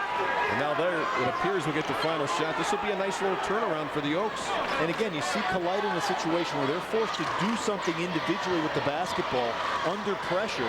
They weren't able to capitalize. I think that's a big opportunity for Oak Hill. Weston Hale, 3 ball. Go! 11 for Weston Hale. It's a 2-point game. 3 seconds to go in the quarter. Colley across the timeline and not even able to get a shot off his man Warnicki. 26-24 as Kalida scores the last 6 points of the quarter after Oak Hill scores the last 6 points after Kalida had the ball for 1 minute 52 and didn't score. They get that big 3-pointer by Weston Hale. We've got ourselves a ball game here in the Division IV state title game. Basinger has 13 for Kalida, but Oak Hill with a couple of 3-pointers late in the quarter has got this down to a 2-point game.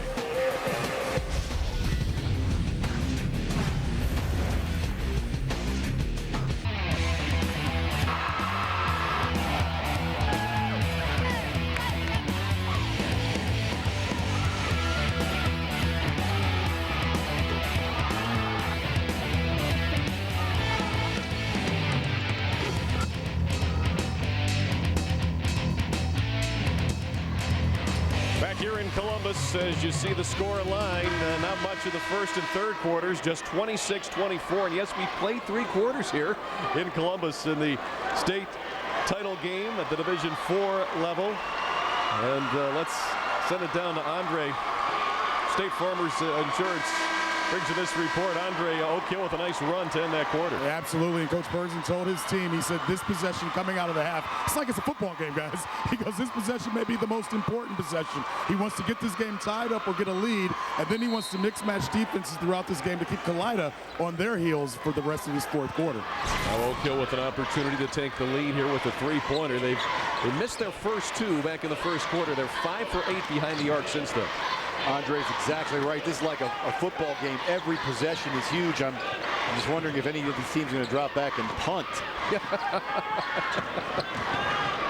Don't be surprised if the Wildcats drive it. Good grief. Dara trying to get penetration. Weston Hale on the kick out. Now on Dara, the drive. Good pump fake, and he drew the foul. On the floor, however, there's only 2 team fouls against the Oaks, and this will be the second now against Kalida here in the second half, so it'll be an out-of-bounds play coming up. Good call by the official. Watch the pump fake. It's everybody in the air, but I think the hip to the face before you shoot the shot is the foul. The guy wasn't in the act of shooting, so that was a good call by the official to call it the foul as before the shot. Foul's on Jordan Basinger, his second. Now in the post, it's J.D. Hale. Got the bucket, and one coming. Strong move by J.D. Hale. That's the type of offense that Oak Hill wants to do. They want to funnel it down low to J.D. Hale and let him take the ball to the post. Look at this. One dribble, back, up, strong, and in. That's Basinger with a hand in his face. A little contact, but Hale able to power his way through it and get the shot going. That's the free throw. Wildcats control the rebound. Matt Warnicki, that last foul on Basinger, now his third. And the team's third, and Jordan Basinger, the game's leading scorer right now with 13, playing with 3 fouls. And we've seen the score tied here for the 4th time today. This one's been close throughout. Basinger in the post, the kick out. Now Polly. Seems like a little more urgency from Oak Hill on the defensive end, at least to start that possession. Wonder if that's going to carry over into the rest of this possession, because you know this possession is going to last at least another minute. And Oak Hill is on an 8-point run right now to tie this one up. The Wildcats, as they've been throughout the entire day, patient on offense. Basinger in the post. It's the man they want. Got the foul in the bucket. 15 for Basinger. He'll look for 16 at the line. Boy, this game is turning out the way I like it. Big guys back and forth, banging against each other, making post moves. Basinger catches the ball down low. Good misdirection, goes up with the right hand, able to keep his left hand into the defensive player, control the contact, and free up his shot and make the shot. It's the free throw, though, so the lead at 2 for Kalida. That last foul was against J.D. Hale. It's his third. And that quick shot is missed, and Kalida with the rebound. Colley's got it. With just over 6 minutes to go in regulation. 2-point lead for the Wildcats. I don't know, Tony. We think they'll try to run the clock down right here? Gee, I wonder if they will. They've only been doing it the entire game. Not the shot that Oak Hill wants. Quick shots is not the ones you want. If you're going to take quick shots, you better as heck make them, because you're not going to get the basketball back for a while. And I think Coach Person wanted to see a little bit more time run off the clock for Oak Hill. Schnipke to Basinger. A lot of pump fakes for the Wildcats, but they're not hoisting those jumpers so far in the second half. It's been all Basinger. And he also took the only outside shot. Now Weston Hale pilfers. Hale. Got it to Ondera, drew the foul on the drive. That foul, I believe, is going to be on Ryan Clayman. If so, that's his first, and it'll be the 4th against Kalida. Oak Hill's defense causing Kalida to kick the basketball around in the offensive end. When Oak Hill starts to get up tight on this Kalida team on the offensive end, suddenly Kalida starts making mistakes. And we've got a timeout on the floor with 5:38 to go in regulation. We'll keep it here. 28-26 Kalida. They've led it by as many as 8. That was a few moments ago. But Oak Hill has had the lead once. At 12-10, the lead's been tied 4 times. This one's been very close. But the difference maker individually for Kalida has been Jordan Basinger. 15 points for the big guy, 6 for 8 from the field, 1 of 1 behind the arc. And Basinger's been a load in the post and a little bit outside here too. Yeah, hitting the 3-point shot was huge. huge, but he's done his work in the inside, down in the paint where the, from the power forwards, like the real guys play on the basketball court. Getting down there and bumping around and scraping and fighting. Jordan Basinger has had a wonderful game this game, really carrying Kalida from the offensive perspective. And, even when he's not making shots, he's touching the basketball every single time for Kalida in the offensive end. Steve Bardo put that great package together here for us. A great staff in Columbus. Oak Hill tried to tie it with J.D. Hale, but he couldn't get the bunny. He was pressured by Jordan Basinger, who also got the rebound. And for Basinger now, his 5th board today. Now Basinger on the dribble. Does a little bit of everything. Three-pointer, left wing, Schnipke. Couldn't get it. Weston Hale corrals the rebound for Oak Hill. Here come the Oaks, trailing by 2. Hale, penetration. No good on the shot. Rebound by Matt Warnicki. Long outlet here to Clayman to the hole. Puts it up. No. And the rebound. Weston Hale. Now both teams running. Ondera. Al, a full court game has broken out here. We finally have it near the midway point of the 4th quarter. Oh, it's Ondera. Going to go in the paint to Hale. Forced it up. No, but he drew the foul. And J.D. Hale will go to the free throw line. I think we've seen more shots taken in the last minute than we saw the entire first quarter. These teams picked up the pace. I mean, that tends to happen at the end of a champion. But J.D. Hale, both teams focusing on their post players. J.D. Hale for Oak Hill getting the ball and taking it up strong. Basinger for Kalida on their offensive end, getting in the middle, taking it up strong. These teams are very inside oriented. Expect Hale and Basinger to play big parts of the last 4 minutes and 47 seconds of this game. J.D. Hale converts the free throw. He has 3. Ooh, one more coming for Hale. 4 personal fouls for Jordan Basinger on the bench. Huge development for Kalida. He's been their offense. Not just scoring, but passing the basketball out of the post.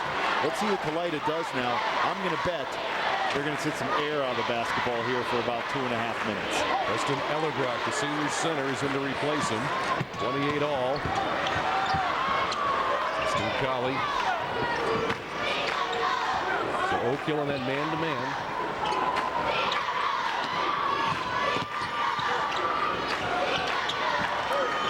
And the Wildcats, as they've done throughout, if you're just joining us, this has been their game plan. Take time off the clock, shorten the game. And it's 28 all right now. However, Oak Hill on a 10-2 run here since the closing moments of the 3rd quarter. Now past the midway point of the 4th. Al, Kalida happy to throw the ball around on the perimeter and let the time run out because their best player is sitting on the bench right now with 4 fouls. Kyle Ondera didn't think he was guilty of that foul. His 2nd personal. That'll be the 4th team foul against Oak Hill. And if Ondera comes away with that one, he's all alone the other way. But instead, we'll have an inbounds coming up when we come back for Kalida. Timeout on the floor. Jordan Basinger, the game's leading scorer with 15, but he's got 4 personal fouls. There's J.D. Hale, scored in the post for Oak Hill. We're even in the 4th.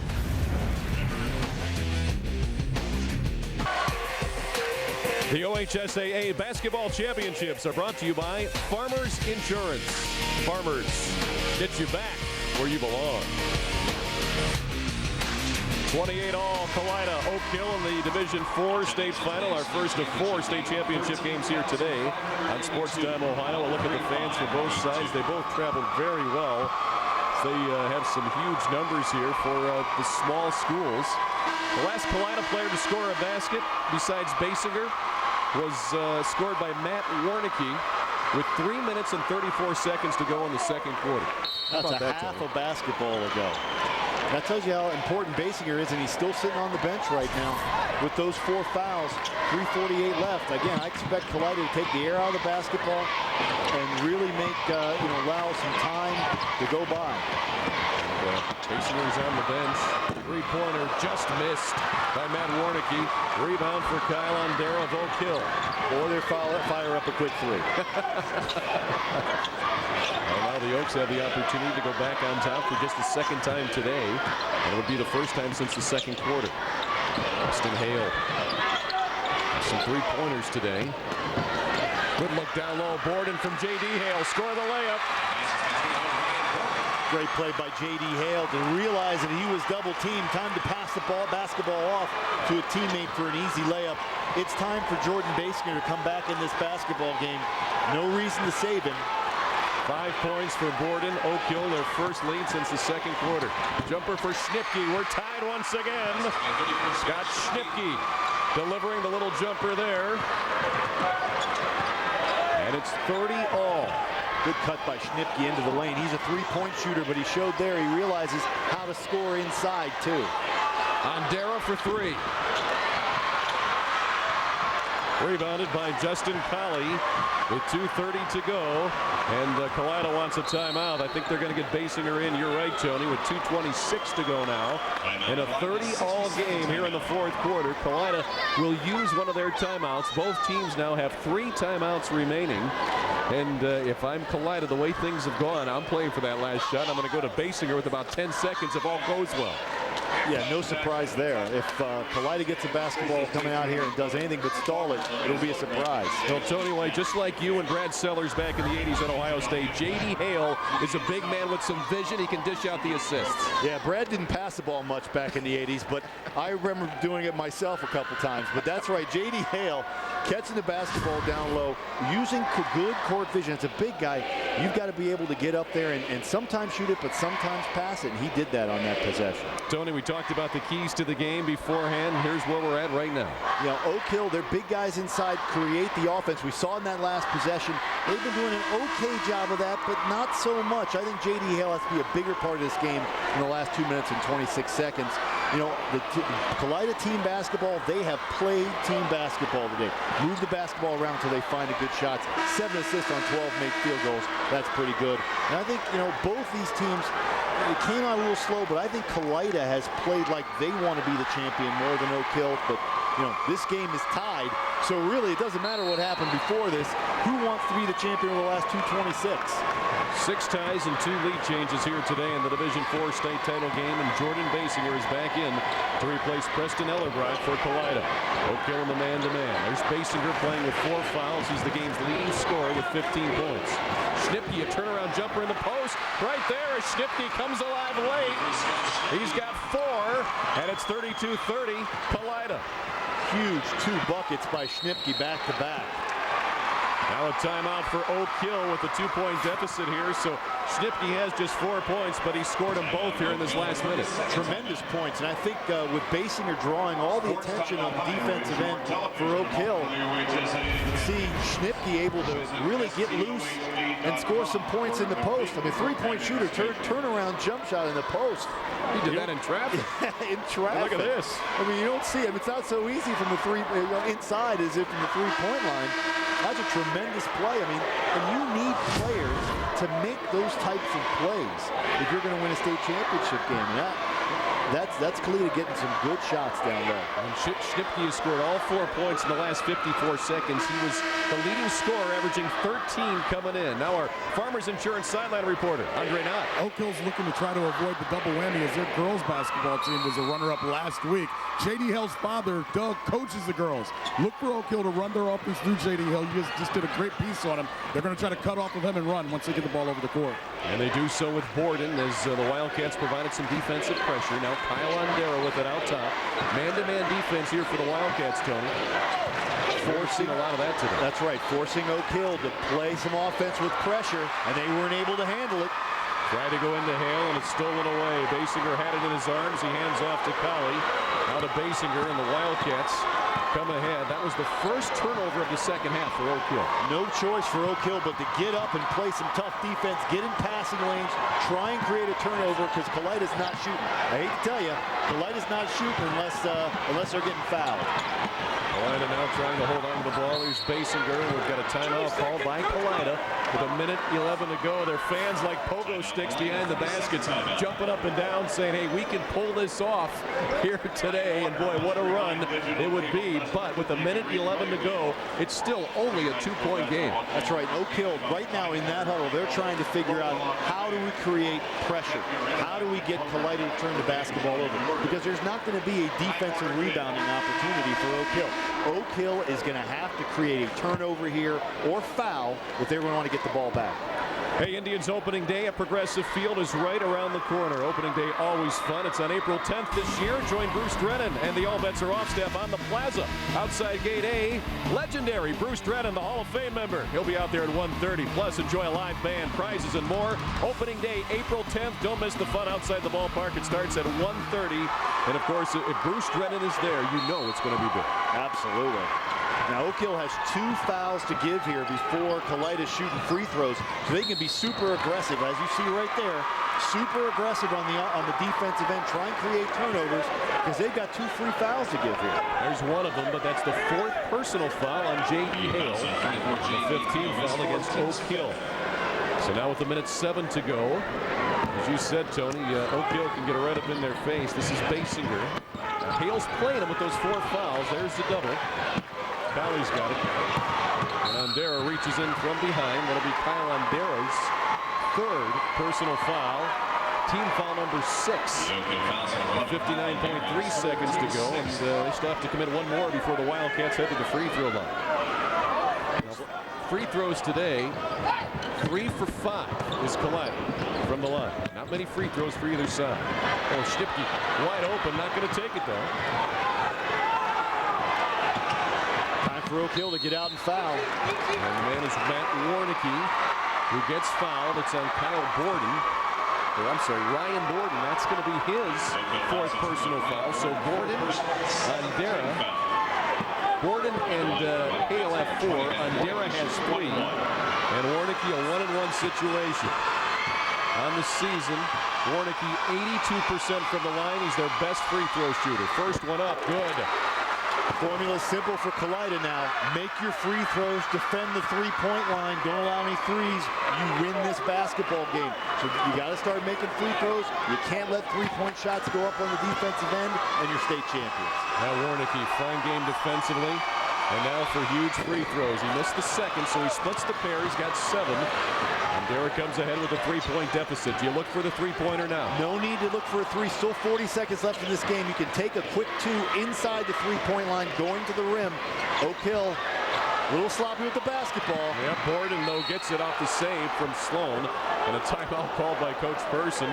We'll keep it here with 31.8 seconds to go. Well, that was kind of a crazy pass on the baseline there, Tony, with the clock winding down. That's not how Coach Person drew it up in the huddle. Let's just put it that way. But excellent use of his timeouts by Coach Person. When the ball starts throwing around the court a little bit, and Oak Hill clearly not in their offensive rhythm, quick timeout, get them reset, and get that play out there. Oak Hill on 3-pointers today is this could be a big thing here in this last 30 seconds. Weston Hale has been the man from long range. You know, now Weston Hale, not a kid who came in with the reputation of drilling a lot of 3-point shots. Kid's only averaging 4 points a game coming into this game. And, you know, described by his coach as being a defensive guy who's going to get out there and really defend his man well. But he has been the primary 3-point threat for Oak Hill. You got to think that Kalida's thinking, okay, Weston Hale can't shoot this shot. And who would have predicted that coming into this game? And Weston Hale was just 8 of 25 on 3-pointers coming into today for 32%. But today, in the state championship game, he's 3 for 3. Their 2 best 3-point shooters are Kyle Andera, who's 24 of 60 coming in, and Ryan Borden, who's 38 of 134. And you know, you can throw those stats out as far as I'm concerned. When you're talking about this game, who has been the best 3-point shooter for Oak Hill? It's been Weston Hale, and that means you got to defend him. Everybody else can shoot it, but you got to look for Weston Hale to be the guy to shoot, because he's demonstrated the ability to make the shot here in this game. I still think Oak Hill can take the ball to the rim. They don't have to shoot the 3. Oak Hill trailing by 3, a 5-point run for Kalida to give him the lead. There's Borden to tie. He got it. Big hit for Borden from the corner. We're even once again. Great play by Oak Hill to free up Borden in the corner. That play was run exactly as it was drawn. 33 all. Now the Wildcats will look for the game winner here in the closing seconds. Basinger. He wants to take it. Spins in the lane for the win. He's short. Rebound on there. We're going overtime in the Division 4 state championship game. Wow. Unbelievable. Well, this Oak Hill team, which was trailing throughout for most of today, they've had only 2 2-point leads at different times. They had a big 3-pointer from the corner for Borden. He's got 8 today. Let's take a look at it again, Tony. Good pick set. Great perimeter screen by Oak Hill to get Borden free and give that kid some credit. Watch the perimeter screen right there from J.D. Hale, and then the shot from Borden in the corner. Boy, that corner shot is a tough one. Fading away with a man coming into you, that's pressure shot. Give Kid Borden some credit. He stepped up and he drilled it in a time where his team absolutely had to have it made. Well, as we talked about, Weston Hale today 3 for 3 from behind the line, but the man all season has been Ondera. That was his 39th three-pointer of the year. And actually, I beg your pardon, he's got 2 today. That was his 40th three-pointer that he hit. Now, his percentage is at about 30% from behind the arc. But you want to go with the guy that's been doing it for you all season long from behind that arc. It gave, with Weston Hale able to make the shots that he was making, gave Oak Hill a lot of opportunities, a lot of options from that three-point line. And they executed that play with precision. And give Oak Hill's credit. They step up and they make it. Kalida's played 1 overtime game this year. They lost to Tenora, who happens to be in the Division III title game, 59-49. And this will be the first overtime game of the season for Oak Hill. Kalida's won 17 straight. Oak Hill has won 16, and neither team ready to give it up here yet. Oak Hill's got to avoid what's happened in the start of 2 of these quarters. First quarter, Kalida starts 7-0. Third quarter, Kalida starts 7-0. Oak Hill cannot let that happen again here in overtime. Three-pointer up and There you in. go. Scott Snipke. Preston Ellerbrock has replaced Basinger, Tony, as well for the Kalida Wildcats. That's the one big change. Kalida has controlled the opening possessions, controlled the scoring tempo, and at 3 of the periods now, Oak Hill has to step up and do something on the offensive end. Three-pointer. A little long for Borden there. And the rebound for the Wildcats. That's Warnicki. This is Ellerbrock. He'll slow it down in the front court. Not a good shot by Borden at that for Oak Hill. That would look a little desperation when you don't need to be desperate. Now we've got a whistle. 5 seconds are called. Oak Hill finally with the defensive pressure. Tony, it works there. I think that is the Oak Hill way to victory. Get up on the defensive end, challenge the Kalida players, make them do something individually with the basketball. They've shown, I don't think that they're comfortable handling the basketball individually. So Oak Hill down by 3 with the ball, though they go in the post to Hale. Now Ondera, the penetration, the one-hander, too hard. Rebound, Weston Hale, open. Can he go 4 for 4? Nope. Rebound, grabbed by Ryan Clayman, and he's fouled by Sloan, and Jesse Sloan commits his 2nd personal foul. Oak Hill had their opportunities. Offensive rebounds gave them 2nd and 3rd opportunities. Unable to stick it back in, but you gotta like their hustle, their moxie, getting after the basketball. Kalida's got to rebound the basketball. Boy, you got to rebound the basketball in overtime in the state championship game. Ryan Clayman 1-1. First free throws today. He's a 59% free tosser on the year, and he missed. Ondera the board. Oak Hill down by 3 with the ball. They can try once again on offense to even this one up. Weston Hale.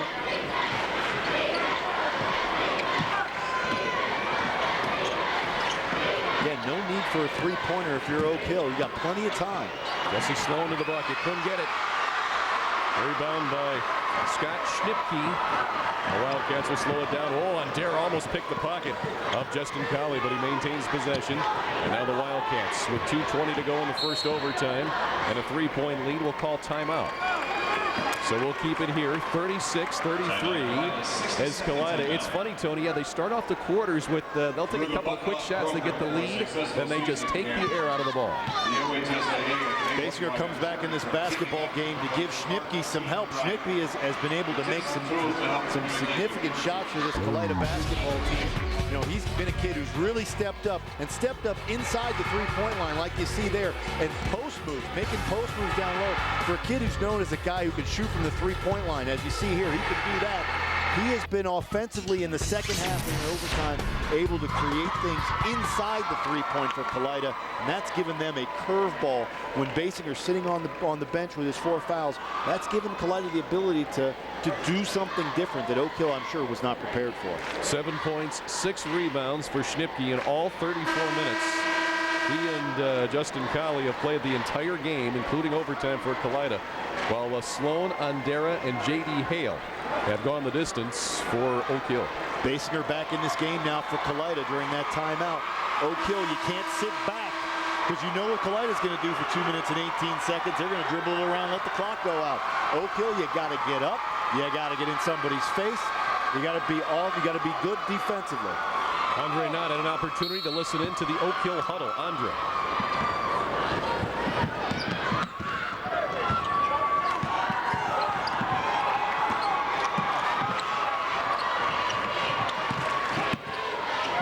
Wildcats with the ball with just over 2 minutes to go. 3-point lead. Again, if you're Oak Hill, I think you got to be a little more aggressive this. You can't just let them pass the basketball around.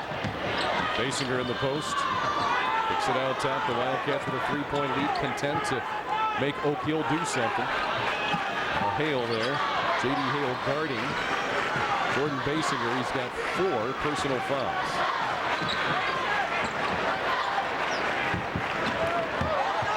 Basinger, has trouble, lost the ball, calls time.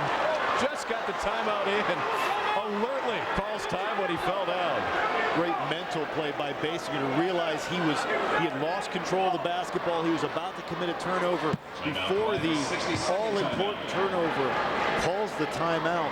Boy, that's a great mental play by that kid. All right, let's check in now with Andre Knott, our Farmers Insurance sideline report. Coach Persing in the last timeout said he wanted to have his guys trapped when they got in the corners anywhere here on the court. Also, he changed up some of his matchups because of foul trouble, so he wants to turn up the pressure as soon as he possibly can so he can try to get the ball back out of him because I think we all know Kalida's playing the time of possession, not for points at this point in time. Yeah, that's a great point. That's what they've been doing, Tony. Kalida has used this, and they've come in with a very good game plan, and it's worked out. Right now, Kalida's going to say, hey, we're not shooting the basketball. You're going to have to foul us, and they're going to try and keep the basketball in their high percentage free throw shooters the entire time. If they can do that, again, we're talking now for Kalida. Make your free throws, defend the three-point line, you win this game. Kalida, in the end of the fourth quarter, wasn't able to make their free throws. They missed one of those free throws, allowed it to be a one-possession game. Oak Hill comes back. Kalida couldn't defend the three-point line. Oak Hill hits the three-point jumper. Same formula at the end of the fourth quarter. Kalida, hit your free throws, defend the three-point line, you win a state championship. And in case you're wondering, the 3 best free throw shooters for Kalida are Matt Warnicki at 82%, Scott Schnipke at 71, and Justin Colley at 70. And the inbound's coming, maybe, nope. 5 seconds. Timeout was trying to be called there by Warnicki. Didn't get it in time. Second time we've seen the 5-second call against the Wildcats today, and Oak Hill with another chance. Now they're 0 for 4 from the field here in overtime. Andera thought about the 3, instead will penetrate to the basket, scores. Good decision by Andera. He doesn't need the 3 right now. 2 is just fine. You're now only down 1 point. Plenty of time. More than a minute left to go in this game. Kyle Andera now with 5 points. 36-35 Wildcats. We've got a whistle and a foul called against Oak Hill. It's going to send Basinger to the line.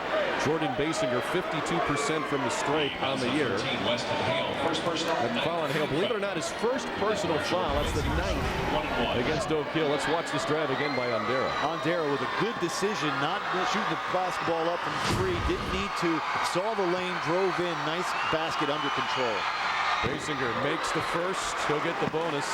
He's now 2 for 3 at the line today. Kalida still has 1 foul to give as well, Tony, with 1:07 to go here in overtime, so they might be able to use that to take Oak Hill out of their offense. I think you bank that and wait to use it in a situation where you're out of control a little bit on the defensive end. Basinger big from the line. He nails them both. 17 to lead everybody. 3-point lead again for the Wildcats with 1 minute to go. Again, if you're Oak Hill, no need to take your 3-point shot. You know, if you can score on some type of an easy basket down low on a 2-pointer, force Kalida to come back and make some free throws. See if Basinger, at the 52% free throw shooter, can make a couple more. Andera. Penetration. Got it to J.D. Hale. Wanted to go up. Fouled by Justin Colley. Now that was on the floor. That's going to be an out-of-bounds play. Let's see what the official calls it. He's going to say out of bounds, so that's the 6th foul team-wise.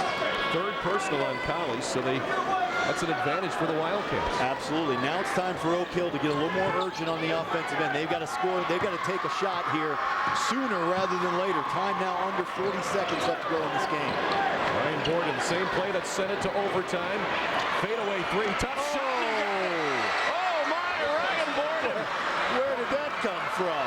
Two incredible three-pointers in the late going. One at the end of regulation. Here late in the first overtime. We're even again. Where did that come from? Ryan Borden coming through in the clutch, but now the Wildcats will have the last opportunity to win the Division IV state final in overtime. Holly gonna kick it out to Warnicki for three. Short. We're going to another overtime in Columbus. And Ryan Borden has kept this season alive for Oak Hill. Wow, tremendous. You know, Oak Hill, that play, they've got that play down. I mean, they must be practicing that one pretty hard because they've got that play down. And this time, Kalida defended it well, but Oak Hill was able to steal off that play, get some great action. And boy, what a shot that was. No, Ryan Borden with 11 points today, and from behind the arc, he's 3 for 7, 4 of 8 overall. We'll head to our second overtime here in the Division IV state championship game. One thing to keep in mind now is we told you both teams like to pretty much stay with their starters. Oak Hill has used one man off the bench, Cody Cannon. Kalida has used two players, but personal foul-wise, 4 personals for J.D. Hale and Ryan Borden for Oak Hill, and for Kalida, Jordan Basinger has 4. Now, Ryan Borden, let's get back to him. The hero so far for Oak Hill. It's the only reason we're playing not 1 but 2 overtimes. I mean, the kid has hit 2 huge three-pointers, one to tie it up at the end of regulation, and this one right here, same play, but he had to put dribble action to get away from his man. That was an extremely tough shot. Now, you want to talk about pressure? Those are 2 pressure shots. Some players only get the opportunity to make that shot and make it once in their life. Borden's made it twice in the last 15 minutes. And the way today's going, he might get another shot. He made his first three-pointer with 22 seconds to go in regulation. First three-pointer to tie. And then in overtime with 31 seconds to go. So when you need a man late, he's been the man for Oak Hill here today. We talked about how quick the first half went. I think these teams are trying to make up for it by getting a few overtimes in to make this game go a little longer. Once again, Basinger will begin the overtime on the bench for Kalida. And Preston Ellerbrock is in. Otherwise, it's the starters on the floor for both sides. Tie ball game, second overtime in the Division IV state title game. J.D. Hale off the glass and in. J.D. Hale coming through here with 8 points now. 40-38. Oak Hill takes just their 3rd lead of the day. Excellent move by J.D. Hale, and he does it with Jordan Basinger sitting on the bench with those 4 fouls. J.D. Hale has 4 fouls. You see the coaches put a different philosophy with their big guys with foul trouble. Schnipke on the drive and pull-up jumper. Good. Yeah, how big has Schnipke been in this second half in the overtime period? He's made shots inside the three-point line that has really carried this Kalida team. He has 11. He scored them all in the 4th quarter and in overtime. Now we've had 9 ties in the game today. Ondera, the penetration and the kick out to Ryan Borden. Ondera again at the top of the key against that man-to-man. Going to the hole, left-handed layup, fell off. Rebound fought for Ondera and Ellerbrock. We're going for it, and I think they've got Ondera for the foul. If so, that's his 4th. Foul trouble is going to start to become a factor. You know, you can't play all these overtime periods and expect to just keep your starters because fouls are going to start mounting up. Ondera comes back after he misses the free throw, misses the layup. You know, a little bit of a frustration foul, but with 3 fouls, you don't have the ability to make frustration fouls. And Preston Ellerbrock will attempt his first shot of the day. He has 2 free throws, and he makes the first one. And Kalida back on top, 41-40. Shooter's touch for Preston Ellerbrock, the 6'5 senior, coming off the bench, replacing Jordan Basinger. He's got 1 more, and Ellerbrock can't get that one. And Oak Hill's Ryan Borden the rebound. Allendare in the front court. Oak Hill trails by 1. And we've got a whistle and a timeout called by Oak Hill with 2:42 to go. This is a familiar spot for Oak Hill today, Tony. at the trailing end, but now it's only by 1. They've been down by 2 and by 3 several times, needing a bucket. Now it's a 1-point game. This might seem easy. Oh, that's right. I mean, Oak Hill has had their back to the wall on these types of occasions, over the overtime period, over the fourth quarter. Now that, a lot of things can happen if you're Oak Hill. You can do a lot of things different on the offensive end if you want to try and get the ball down low to J.D. Hale, maybe give Board another chance from the three-point line. One thing that timeout allows, certainly Oak Hill to do, is set their offense, but it allowed Kalida to get Jordan Basinger back in this basketball game. And now he's in. He's got his 4 fouls, but he can play over the last 2 minutes and 42 seconds. It gives Kalida a bit of a boost on the defensive end against J.D. Hale down low. And the fun is only beginning here today on Sports Time Ohio. This up first, the Division 4 state championship game, but we have them all for you. Coming up at 2 o'clock, Defiance Tenora taking on Cleveland Central Catholic in the D3 game. St. Vincent St. Mary against Thurgood Marshall at 5 in the Division 2 affair. And then Princeton against Northland at 8 o'clock tonight in Division 1 state title game. Sports Time Ohio has got you covered, and Andre Knott's got you covered with Oak Hill. Oh, yeah. Coach Person says he's looking for them to overplay, Kalida to overplay the ball. Look for them to try to backdoor and get a layup on the backside. If that doesn't work, they're going to go back up to the top and start their play over. Then they want to hold the ball if they can get the lead. Good stuff, Andre. Is Oak Hill now. They look to do just that. There's the backdoor cut. You called it, Andre. Ryan Borden, the three-point shooter, goes for 2 this time, and Oak Hill takes a 1-point lead. Great call by Coach Person in the huddle. That's called a timeout well worth taking to get them 2 points, and they drew up the play. Basinger back in, gonna go to the basket, scores it. Won't count. Foul on the floor, but that's number 5 against J.D. Hale. And he is disqualified here in the second overtime of the Division 4 state title game. That's a big development for Oak Hill. Their big guy, the guy who you've seen touch the basketball so much on the offensive end because they want to go inside, outside, no longer available to him. So he fouls out with 8 points, 2 rebounds, and an assist today. J.D. Hale done. In to replace him, the 6th man for Oak Hill, Cody Cannon. And at the free throw line shooting 2 is Basinger. He's 4 for 5 from the stripe today. Now 5 for 6. Basinger with a game-high 18 points. And it's even again at 42.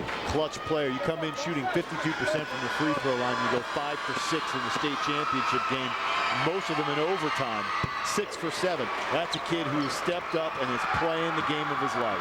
Ice for Basinger at the line. He's got 19 and a 1-point lead once again for Kalida at 43-42 here in our second overtime of the Division 4 state championship game. Now on Dara down the lane to the hole. He got the bucket and he's fouled. Is it going to go? Are they going to count it? They should. Nope. They're not going to count it. They're not going to count it. 1 and 1. Boy, the spin on that was like a cue ball, like he hit it with a cue shot. Wow, watch this. Get a contact, threw it up off glass. How do you not count that basket? I think they called the contact on the drive before he got there. He certainly got fouled on the shot, but I think they called the contact before he got hacked 3 times on the shot. By the way, I don't even think he could see the rim when he let that ball go.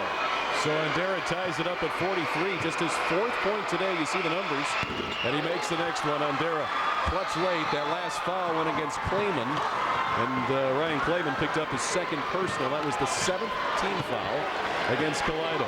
And now Oak Hill with the 1-point lead. Give Kyle Andera credit. 1 and 1, down 1, under 2 minutes left to go in a state championship game in double overtime. Those are not easy free throws to make. 10 ties, 8 lead changes today between these 2 schools, and we've seen some clutch performances on both sides. Really, we've said it times before, but it really fits here. Going to be tough to see a loser in today's game. These 2 teams have played. Now in the backcourt, foul committed there by Jesse Sloan. No, over and back to call first. Matt Warnicki called for over and back, and now Oak Hill with the ball and a 1-point lead. So now they get to play with the lead for one of the rare times today. And I'm not sure that's the right call. Oak Hill player tipped that basketball. Nobody from Kalida had possession of it in the front court. That should not be an over and back if the Kalida did not regain possession after the tip basketball. Big break for Oak Hill. Now Weston Hale out top with just over a minute to go as Oak Hill is in the position of taking time for really one of the first times today. This is Andera.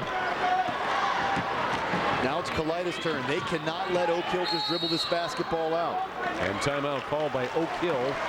They'll have one remaining. Kalida has 2 timeouts left here in the second overtime. 56.6 seconds to go.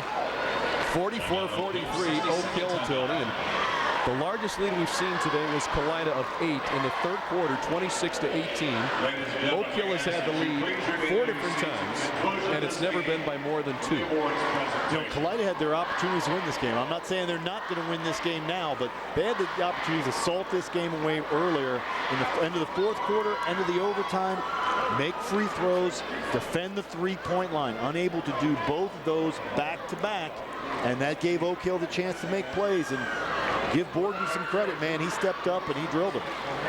Here's head coach Dick Quartercracks, the winningest coach in the state of Ohio with 788 wins. Talking to his team here in the second overtime of the Division IV state title game.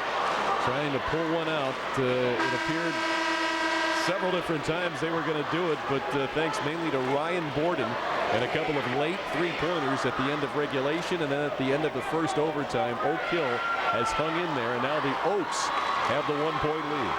And now the shoe is on the other foot. Oak Hill in a desperation situation at the end of the fourth quarter, end of the first overtime with Kalida with the basketball in the lead. Now Oak Hill has the basketball with the lead, and Kalida's going to have to foul.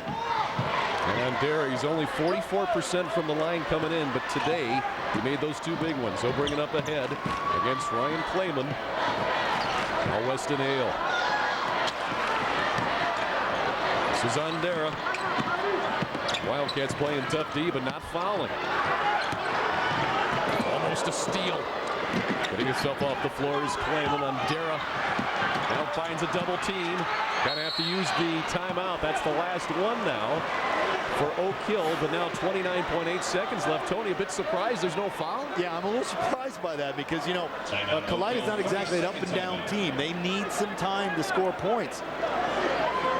I think Kalida's got to get up and get some fouls. Either get the quick steal or get a foul and force Oak Hill to shoot the basketball from the foul line. If Ondera is a less than 50% shooter, he seems like a pretty good person to get to the foul line. Let's take a look at that last defensive sequence now that we just saw. And I mean, Kalida's looking for the steal, playing tight D, and right there, almost the steal by Ryan Clayman. That was obviously what they're looking for, and then come up here with the double team. Yeah, and I'm all for looking for the steal, but, you know, as time ticks off, at some point, you got to make the decision to foul, and especially number 11, you know, Kyle Ondera, good player, but a less than 50% free throw shooter. He's their point guard. You're going to see him handle the basketball a lot. Great opportunities if you're Kalida to foul a less than 50% free throw shooter and make him make some shots from the free-point line, like from the free throw line, like right now. Justin Colley's out of the game. Basinger is back in. This all started at 1:27, this possession. 20 seconds left. It's got to be a foul at some point, and there it is. It's committed by Chris Osterhage, who also is in. Now he's going to head out. Osterhage with fouls to give. That's his first. And Justin Colley will come in to replace him. So Weston Hale will go to the free throw line. On the year, he's at 67%. And today, Weston Hale is... These will be his first free throws. Shooting 1-1 after the timeout. And Hale has 11 points today. And we have a full timeout on the floor. One timeout remains for either side. Kalida has that one. There are no timeouts left for Oak Hill. And now Weston Hale, the lefty, Tony. These are where you get tight at the line. But let's talk about three-pointers today. It's been a key part. Oak Hill is 7 for 15 behind the arc. Kalida is 5 for 14. Well, this is Borden from the corner on that three-pointer at the end of regulation, making the key shot fading away. And then Borden again at the end of the first overtime, forced to put the ball on the ground and shoot the basketball over somebody. What a tremendous three-pointer that was. And here we go again, Borden with the backdoor cut and the layup to give Oak Hill the 1-point lead that they now enjoy here in the second overtime. Boy, Ryan Borden, I tell you, clutch player. Well, if Oak Hill can pull this one out, and we could see heroics in the last seconds, we've seen it at the end of regulation, at the end of the first overtime, both by Ryan Borden. Regardless of how this one would end, if Oak Hill wins it, Ryan Borden, without him, they wouldn't be here. No way. They'd have been on the bus about half an hour ago without Ryan Borden. He has been the key, making clutch shots. But remember, Kalida gave Ryan Borden the chance to make those shots by not making free throws. It's 16-year-old sophomore Weston Hale, and he drains the front end of the 1-and-1. What a cool customer on that shot. I mean, how big has this sophomore been in this game? He's been making three-point shots and free throws. A kid who's not known to do that for this Oak Hill team, stepping up. That's how you win championships. Weston Hale makes them both. He matches the number on his jersey. 13 points for Hale. And Oak Hill now with a 3-point lead. 18 seconds left. Basinger to tie. Just missed. Schnipke the rebound. Dribbles out behind the arc. He'll force the three. That's no good. Rebound battle for Ondera had it. He's fouled by Basinger. That's his 5th.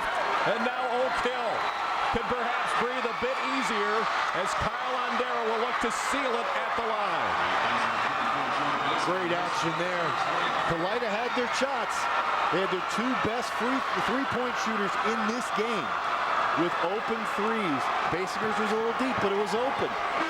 Schnipke, their best three-point shooter, the opportunity to make the shot.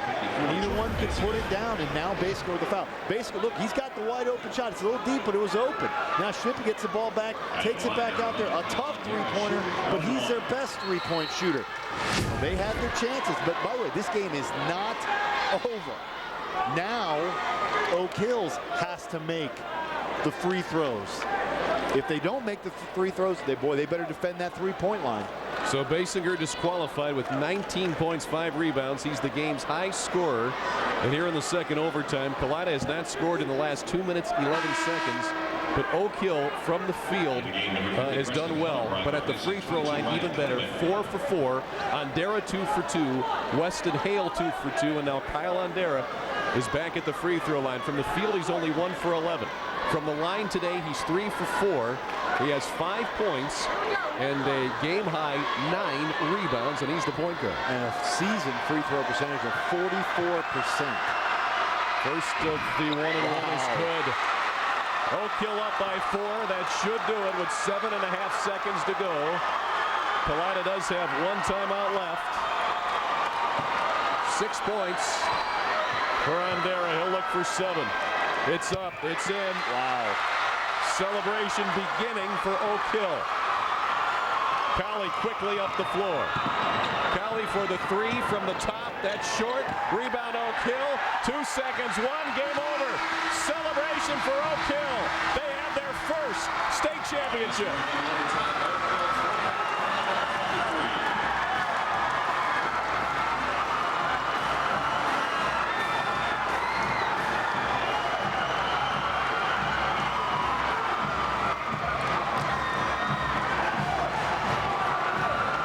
Feel good for these Oak Hill kids, man. They battle to win this basketball game. Oak Hill closed the second overtime with a 6-0 run, covering the final 2 minutes and 4 seconds, and they win it in double overtime, 48-43. It was the first time this year, not only that they played for a state title, but also they played in the Final Four. And there's Coach Dick Quartercracks, and boy, what a game he had along with Coach Norm Person for Oak Hill. We said 2 very respectable coaches going into this one, and they didn't disappoint with their 2 teams. It was low scoring, it was tight defensively, and Oak Hill pulls it out in the end. It was competitive. Both these teams fought and scratched, and it came, great coaching on both sides. It came down to making plays. And in the end, I mean, great games, 2 evenly matched teams, it usually does come down to which one of the teams, which players on each team is going to make plays. And Ryan Borden stepped up and made plays for Oak Hill, and Kalida wasn't able to make the plays defensively and at the free throw line that would have won them the state championship. Well, Oak Hill got ready for today's game with the pregame speech from Coach Person. Here's what he said before today's game. We ain't dreaming. Ours has got to be reality.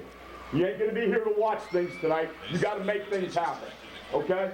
This ain't no dream. Okay? This isn't fiction. This is a fact tonight. This is a fact.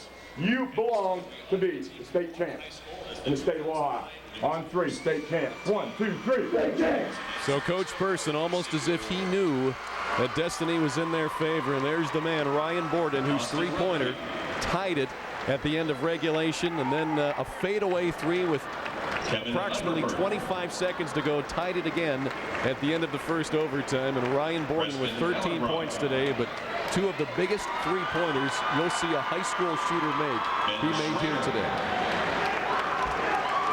That's exactly right. Ryan Borden stepping up. The biggest shots he's ever going to make in his life. And don't forget the backdoor layup that he made to put Oak Hill up. It allowed them to go up 1 point in the second OT. And he made 3 of the biggest shots in Oak Hill basketball history in about 20 minutes. He sure did, and for his efforts, there he gets the hug from Jeremy. You better hug him. I think you better go back and hug him again. Thanks for hitting those threes for me. Ryan Borden, the senior, boy, he went out with style today. Ryan Borden's going, hey, wait a minute, I just hit 2 threes at the end of the game, the overtime, and I hit a layup on the second overtime to put us up. I think I get 2 hugs here. Yeah, no kidding. Kalida receiving their second place medals as they took Oak Hill to double overtime here today. And the fan support that these two schools brought, their Division IV, it's the small school conference in the state of Ohio. But Tony, if you look around, there are so many fans from both of these schools that came out and supported their teams today. And what an emotional roller coaster if you're the Kalida fans. And having opportunities in less than 30 seconds at the end of regulation, at the end of the first overtime, with the 3-point lead under 30 seconds. And to have Oak Hill make the shots they made to tie that basketball game up, boy, that's just a grinder emotionally. And tears on the faces of the cheerleaders for Kalida. It's so tough to come this close and to have it, to feel like you have it at the end of the game, a couple different times. Yeah, that's the tough part. I mean, Kalida competed. You got to give them credit for that. They went out there, they fought, they scratched, they competed hard. It's just Oak Hill made more plays, and in the end, the team that makes more plays in the state championship game typically walks out as a champion. And that was the case here, especially when we talk about evenly matched basketball teams. There's Coach Dick Quartercracks accepting his medal, and a warm round of applause from the Wildcats faithful here today in Columbus. The feeling on that Wildcat sideline is so tough right now. Let's go down to Hank Zaborniak, Assistant OHSAA Commissioner, for the presentation of the trophy.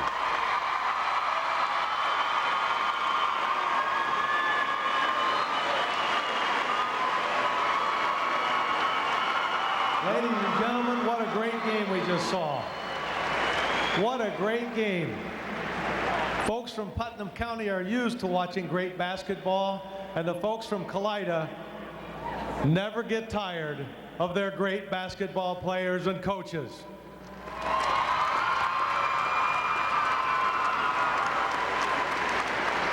We saw a great basketball game today. Kalida has been in the state basketball tournament in 1967. They appeared in 1980 and 81. They were champions in 1981. They appeared in 1988. And now in 2009, the Kalida Wildcats, such great representatives of Ohio basketball, we are proud to present to you, on behalf of 830 member schools and all the folks that love basketball, we are proud to present to the Kalida Wildcats the 2009 runner-up Division IV trophy. Gentlemen.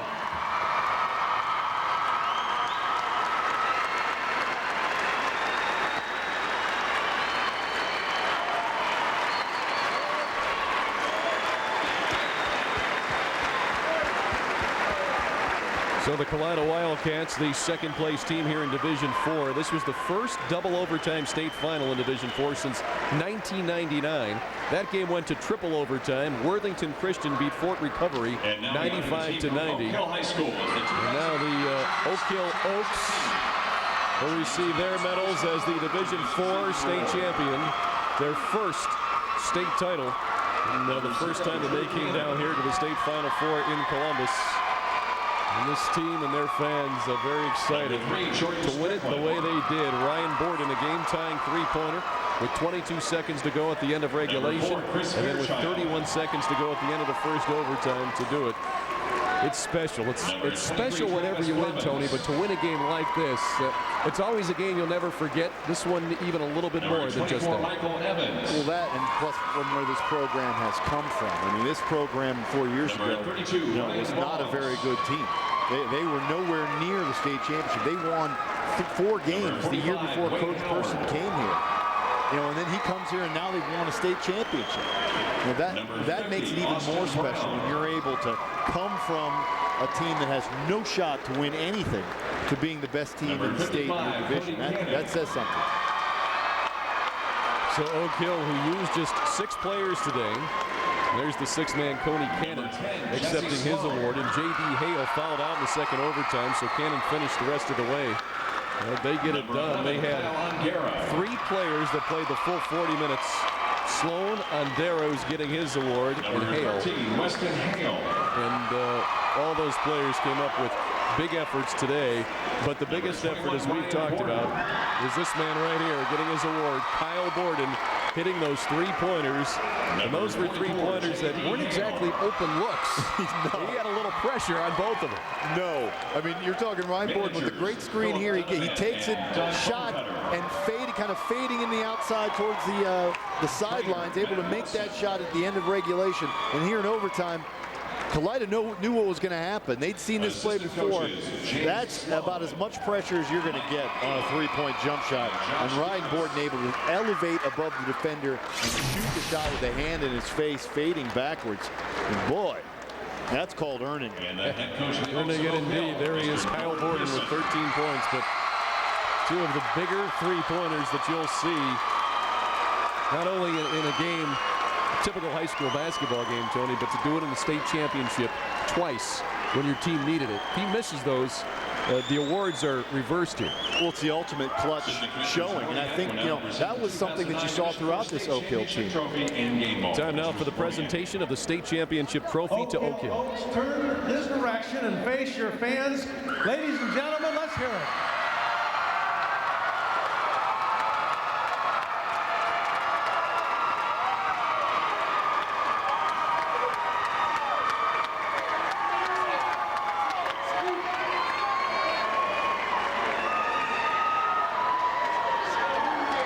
If that wasn't one of the most exciting basketball games in Schottenstein Center history, I don't know what is.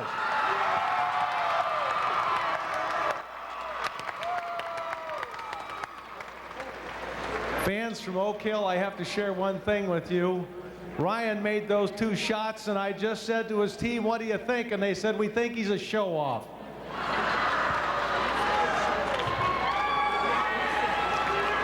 There's not much that can be said after watching a game like that. You played a wonderful, wonderful game. You played a wonderful opponent. This has to be one of the most exciting days in Oak Hill history, and it is.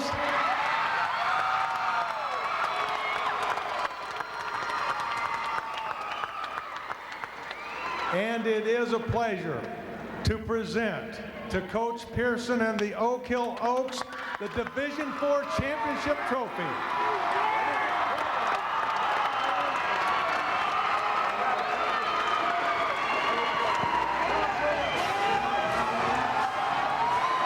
The Oak Hill Oaks, the 2009 Division IV state champions, their first ever state championship, and boy, it wasn't easy here today. In double overtime, they take down the Kalida Wildcats by a final score of 48-43, scoring the last 6 points of the game. In the longest Division IV state title game since 1999. And Coach Person has brought this program back in his 3rd season all the way to Columbus and the state title. And he just got a big kiss from his wife over there. She's happy. Everybody's happy. And Andre Knott is with the man of the hour, Coach Person. Andre, take it away. Coach, first and foremost, congratulations. Take us back to 3 years ago when you took this program over. Did you think this quickly you'd be here? I really thought, when I took the job, it was better for me and my family because it was for my health. I wasn't having great health problems, but I could see I just didn't have that energy level each and every day by making an hour drive back and forth, and it wore on me. And then they convinced me that, come back home and just try things. And one of the reason why I thought, taking it, there won't be as much pressure on you, because the job at Chesapeake, every year I put so much pressure on myself that I just didn't enjoy some of the wins that we had, and coming back here the first year was like a miracle year. We won, but then after that, it took off. And I don't think I've slept now for the last 3-4 weeks. I mean, I am drained, I am tired. And no, I never thought this would happen. I thought we could be competitive, but a state champion, I don't know. But hard work on their part. My kids believed in me, and that's all I can say. Scored 3 points in the first quarter. You're down only 1 at the half. What did you tell your team at halftime? Because we heard your pregame speech because you didn't think you played well in that first half. No, we did. We didn't make shots. We stood around, and then Ryan got 3 fouls. He got that second one. In my situation, see, you got to know your players. If you sit Ryan too long, he gets out of rhythm. So I said, I'll take a chance, and boom, he got his 3rd one. But give Cody Cannon credit. He kept us in the game. He did the things he's done all year for us. We battled through, and I told the kids at halftime, play hard and play better and make shots. But then we came out, and I think it was 5 minutes before we scored. Then we hit back-to-back threes at the end of the quarter, and then it was just nip and tuck from there. It was a possession game.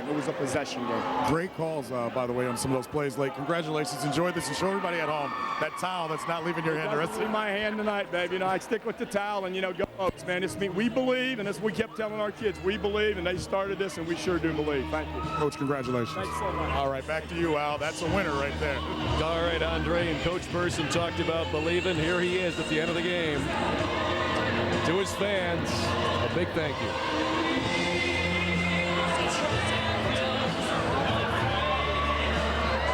Coach Person there, getting the state title for Oak Hill. And the thing we heard from him at the end of the state final game, his press conference, and he talked about how he knew coming in here. He told Andre a little bit this was going to be a challenge. Didn't really believe they could be here, but then once they got here in this group he had, he says, yeah, we can win this whole thing. Well, it's about believing. It's about being a team and believing that you can win the basketball game. And this Oak Hill team, by the end of this game, they believe they could win, because the minute Ryan Borden hit that first one, they knew that they had some magic going for them. All right, let's take a look at the final stats for today's Division IV state championship game. The field goal percentage is pretty close. The three-point field goals fairly close as well. Free throws fairly even. Rebounding margin +6 to Oak Hill. But if you check the turnovers in the second half and the overtime, that's really a big difference, and that's what helped Oak Hill late. Oak Hill handled the basketball extremely well when it mattered. And Ryan Borden shot the ball extremely well. Andre Knott is with the three-point hero right now. Ryan, take us through right before the end of the game, regulation. You come up, you get the ball, coach draws that play up, you get the wide open three, and you just stick it. Take us through that mode. Well, he's always had that play for when we needed it the most. And then JD, the big man, set the screen, and it came out perfect in the corner, and I just had to step up and knock it down instead from the first OT. Was it frustrating for you guys that you guys were down and pretty much playing from behind the entire game today? Yeah, that's probably like the worst whole game of basketball we played all season, and then we came through when it mattered the most. All right, then take us to the last three where you put the game into overtime a second time. Do you get nervous at all and you just keep running that play, or is it just natural to you? I was nervous on the second one a little bit, especially when I fell down after I shot it, but after I made it, that's pretty much all you can ask for on a shot like that. I thought you said you were fouled. Yeah. Congratulations, man. Enjoy this very much. Thank you. All right, that's Ryan Borden on, guys. Everybody have a good one. Boy, Ryan Borden, pretty humble about the whole thing, Tony, but those shots, I mean, we've watched a lot of basketball, high school, college, and pro. You don't see a whole lot of those at any level like Ryan Borden hit here today. Well, tremendous shots. And, this was something that was throughout the entire Oak Hill team. Don't forget, Ondera. Kyle Ondera came in shooting 44% from the free throw line, and the kid only goes 5 for 6 from the free throw line in the state championship game, including 4 straight in the overtime periods. This Oak Hill team, when it got tight, they stepped up, they made plays, they made shots. Kalida couldn't do that. So that'll wrap up our coverage of the Division IV state championship from here in Columbus. Russ Jenish directed, Mike Atkinson produced, Tom Boshenik on stats. My partner, of course, Tony White. Tony, this was a pleasure. I had a good time with you. Yeah, it's a great game, great game. It sure was. And Andre out on the sidelines. I'm Al Pulowski. We'll send it back to the STO studios. We'll be back with you for the Division III state championship game coming up at 2 o'clock. We'll have the pregame for that as well. But on the other side, it's Coach Woj, Jim Isabella with Sue Ann Robeck. They'll have more on this Division IV state championship game and also look ahead to the other state championships here today. We'll be back in a little bit. Stay tuned to STO. Here on Sports Time Ohio and at Value City Arena, and boy, we have already seen plenty of excitement. A thrilling double overtime game in the Division IV state championship between Oak Hill, who beat Kalida 48-43, giving the Oaks their first state championship. Well, welcome back inside Sports Time Ohio, and this, our Farmers Insurance post-game report. We're pleased to have you with us. I'm Sue Ann Robeck. I'm joined by Dave Wojciechowski and Jim Isabella, and they're going to break it down for us, guys. Wow, what can you say about this game? Way to kick it off for today. Children, make your free throws. Practice them in your driveway. Take a little piece of tape. Make your free throws. Coach, does it ever come better than that? 3-pointers and free throws. What a great way to start the day off. Tremendous ball game here. Thought both teams really got things going the way they wanted later in the game, and turned out to be a barn burner right down to the wire. And what a way to start the day. Woo. Yeah, plenty of highlights in this one. Let's get you started. Starting with the second half highlights. Kalida did have a 1-point lead at the half, but Oak Hill's Weston Hale with the 3-pointer to end the third quarter. Oak Hill again, J.D. Hale this time with the layup and the foul. He finished with 8 points. But Kalida, boy, did they get a big game from Jordan Basinger. He gets the layup here and one. He finished with 19 points for the Wildcats. Another big guy for Kalida would be Scott Schnipke. Back-to-back jumpers at the end of regulation, but the guy of the game, look at this guy, Ryan Borden, a big-time 3-pointer. That would force overtime, tied at 33.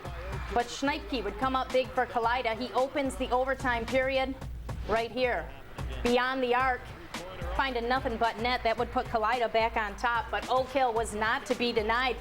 Borden, what can you say about this guy? This time he has a guy right in his face, still nails the 3-pointer, and yep, we were going into double overtime to decide the Division IV state champion.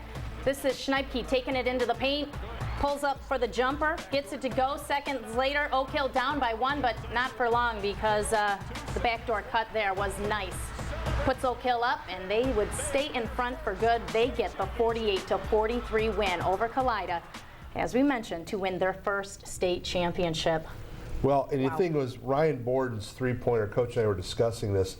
I don't know that I've ever seen a more difficult three because he was moving to the side of the basket. The defender never gave him any room. Coach, I don't know. You thought that the kid from Garraway beating you in the semis last year was tough. I tell you what, I'd rank that up there as one of the best shots I've ever seen in that situation with that time remaining. Pressure pack situation. Young man Ryan Borden steps up, hits a great shot. 2 in a row, both in the same side of the floor. Big-time performer, big-time performance down the stretch, and that's what it takes to win state championship games. Somebody on your team stepping up, and for Oak Hill, Ryan Borden was that man today, that's for sure. As you mentioned, guys from both teams, though, really stepping up. Kalida playing a great game. It just came down to the final end. Yeah, Bassinger had a great game for them with 19. And I just wanted to mention, too, that Richard Cordercrox, this may be his last game. They don't know if he's coming back next year. This is a guy who had cancer a few years ago, fought that off, came back, and they don't know if they're going to bring him back or not. If this was his last game, Coach, an emotional last game, but I think the thing that I'll never forget about is he coached a great game, and that team hung in there right in the end. They fought, they gave it everything they had. You always say nobody loses a game. The truth is the scoreboard, shows a loser, but they were champions in their own right the way they fought down to the very end. For sure. It's unfortunate, but someone has to lose a ball game. I just think, as you said, Coach Cordercrax, if this is his final game, what a great career he's had, amassing over 780 wins.